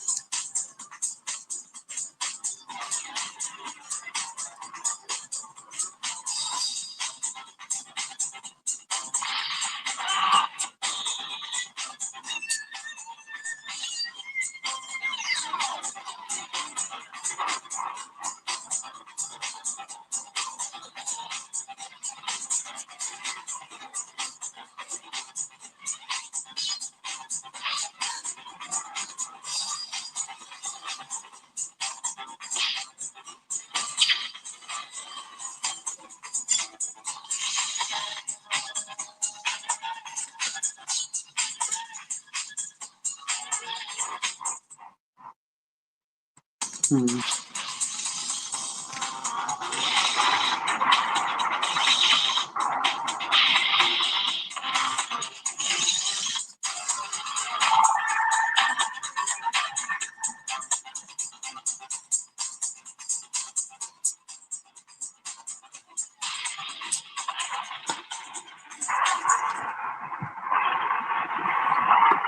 Sorry, flood. I can't exactly. Never mind.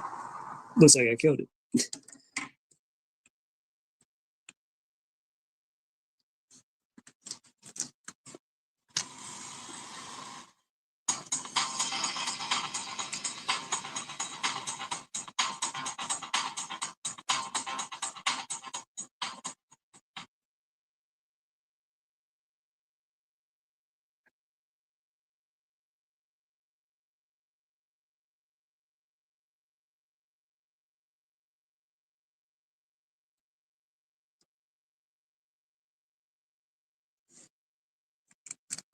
All right, let's see what else we got here.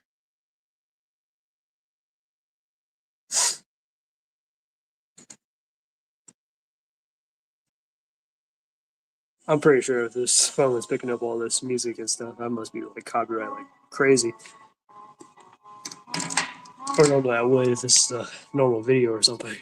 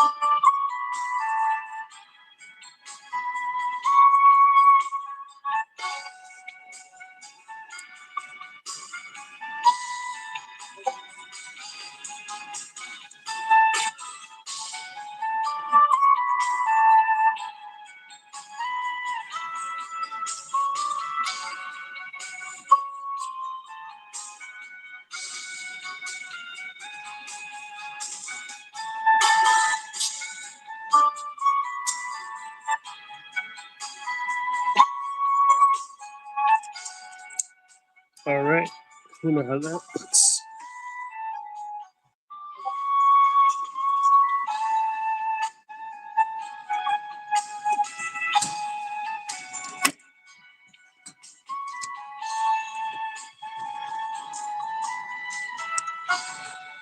All right, last drawing. Let's make it count.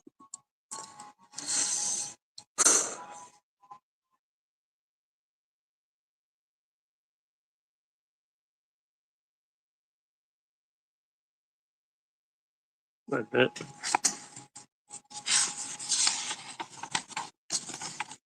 No, messed up. Oh well. Does not matter.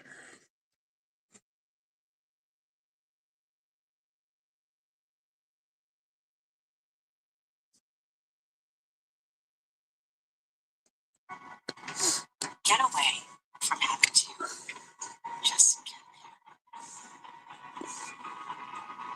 there. This is what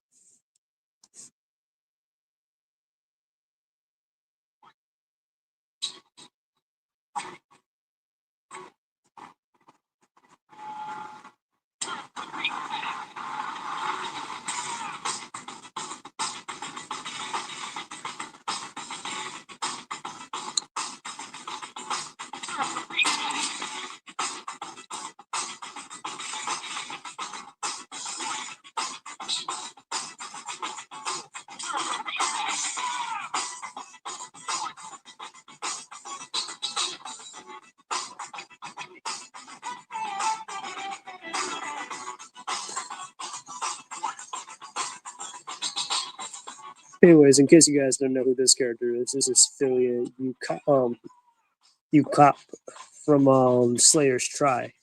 Now, you guys remember me talking about Slayers before. I've mentioned before that Slayers is one of my favorite animes and stuff, dealing with sorcery and all that. It's a pretty cool anime. But anyways, Philia is a character from the Slayer's Try series and stuff, which is actually the first time Slayers actually derailed from the light novels and stuff.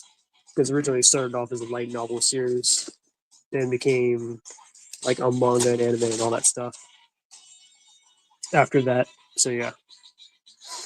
But anyways, Bophilia was from that season though, and she's basically a golden dragon and whatnot. And this is just her human form that she can take on. Not her true form though. So usually when she's like surprised or whatever, and she's still struggling to kind of maintain this form, she like her tail, like her golden dragon tail, will pop out and stuff in surprise or whatever. So yeah. But anyways, obviously she has the ability to shape shift into this form. She can fly, being a golden dragon. What else can she do? She can fire a laser breath and all that stuff. And she's got her little battle mace and stuff, you know. So that she carries around, that's like really heavy, kind of like a oni kind of thing, you know. And on top of that, Philly is like 5'10" in her human form. So yeah.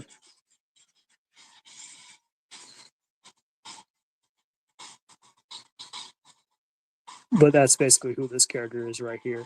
And currently, I would say she's probably my number one as far as Dragon Girls go.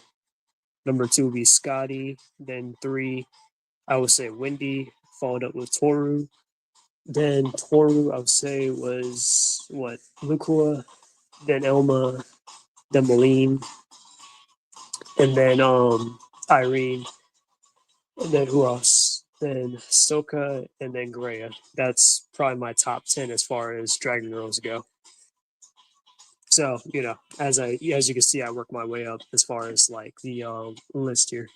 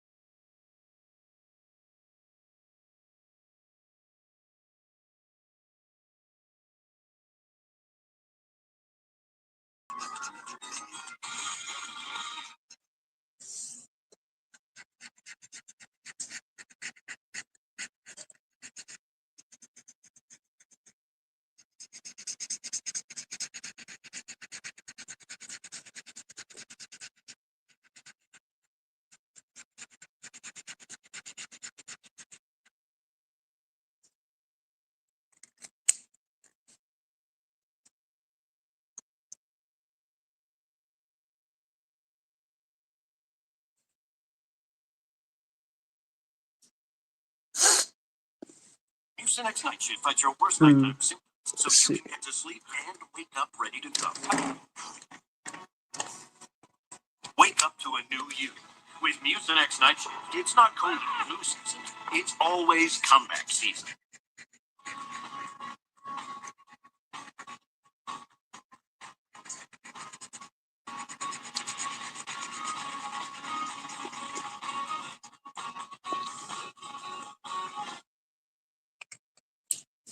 Hmm.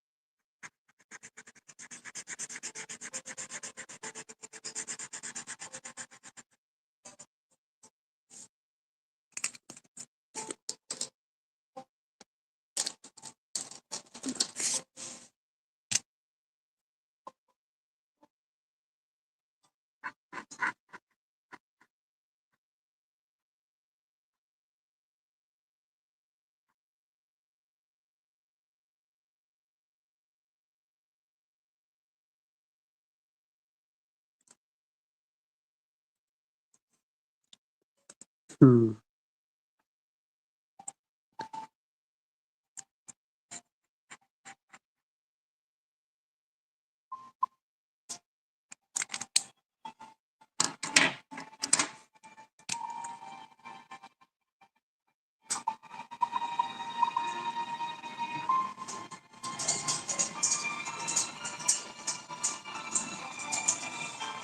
All right. And that's Philia. Philia, you cop.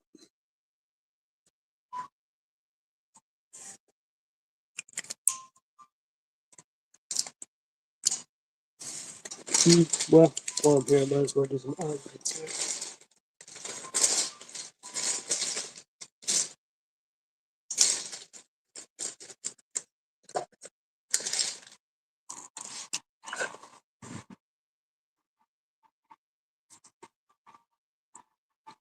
Because the rest I kind of drew in a different type of pen, but for the last two, I think I did it in just a regular pen.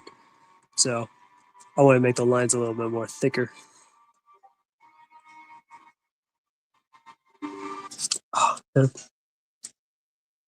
Well, my computer just went off, but I'm on 39%. So there you have it on my what you call it.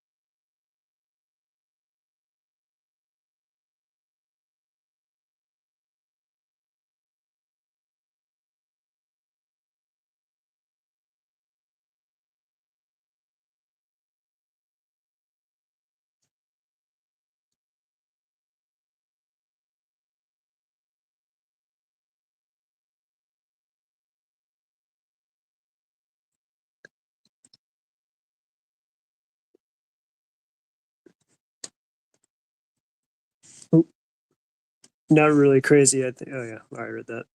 My bad. No, that was a new comment.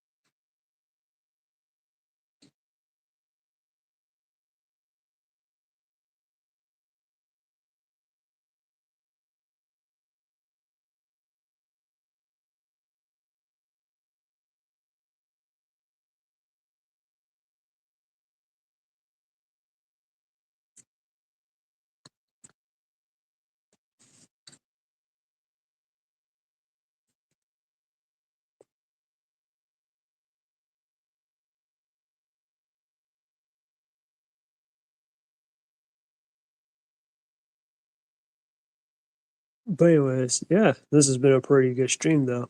I know it's quiet right now, but anyways, but yeah, I know it's been a pretty quiet stream, guys. Or not, what am I saying? It's pretty fun stream and stuff, streaming with you guys and stuff. A lot of people came through. We got Jay Leno, we had SSJ Namikaze, we had Ashes, of course. We got my boy Sonic Rush, 141, senior. And then we had who else? We had my boy Ruby King, DBZ, Ruby King, um, and stuff, Who else that we had on here? Upward Ninja, and just everyone, if the fierce is like Black Queen, cool video gamer and whatnot. Yeah, so I really appreciate you guys coming through and stuff to check me out and stuff, see how I'm doing, and check out the stream and everything. You know. Anyways, I got done here. Yep, to the #1 Dragon Girl. So let's recap here. All right, head out. Peace. All right, see you later, Ashes. All right, coming in at number 10, I have Greya. Then I got Soka. Then we got Irene. Then we got Malene. Elma. I'm really proud of those colors right there. Lukua. I kind of didn't give her her highlights, but oh well. I can just do that later. Got Toru. Actually, partially in her dragon form. Then we got Wendy Marvell. Then I got Scotty, and now I have Philia. All right, and these are my dragon girls and stuff. Again, thanks guys for coming through and whatnot. I really appreciate it. But anyways, this is the Joan Little Fox, and I'm out. Peace, and until we meet again.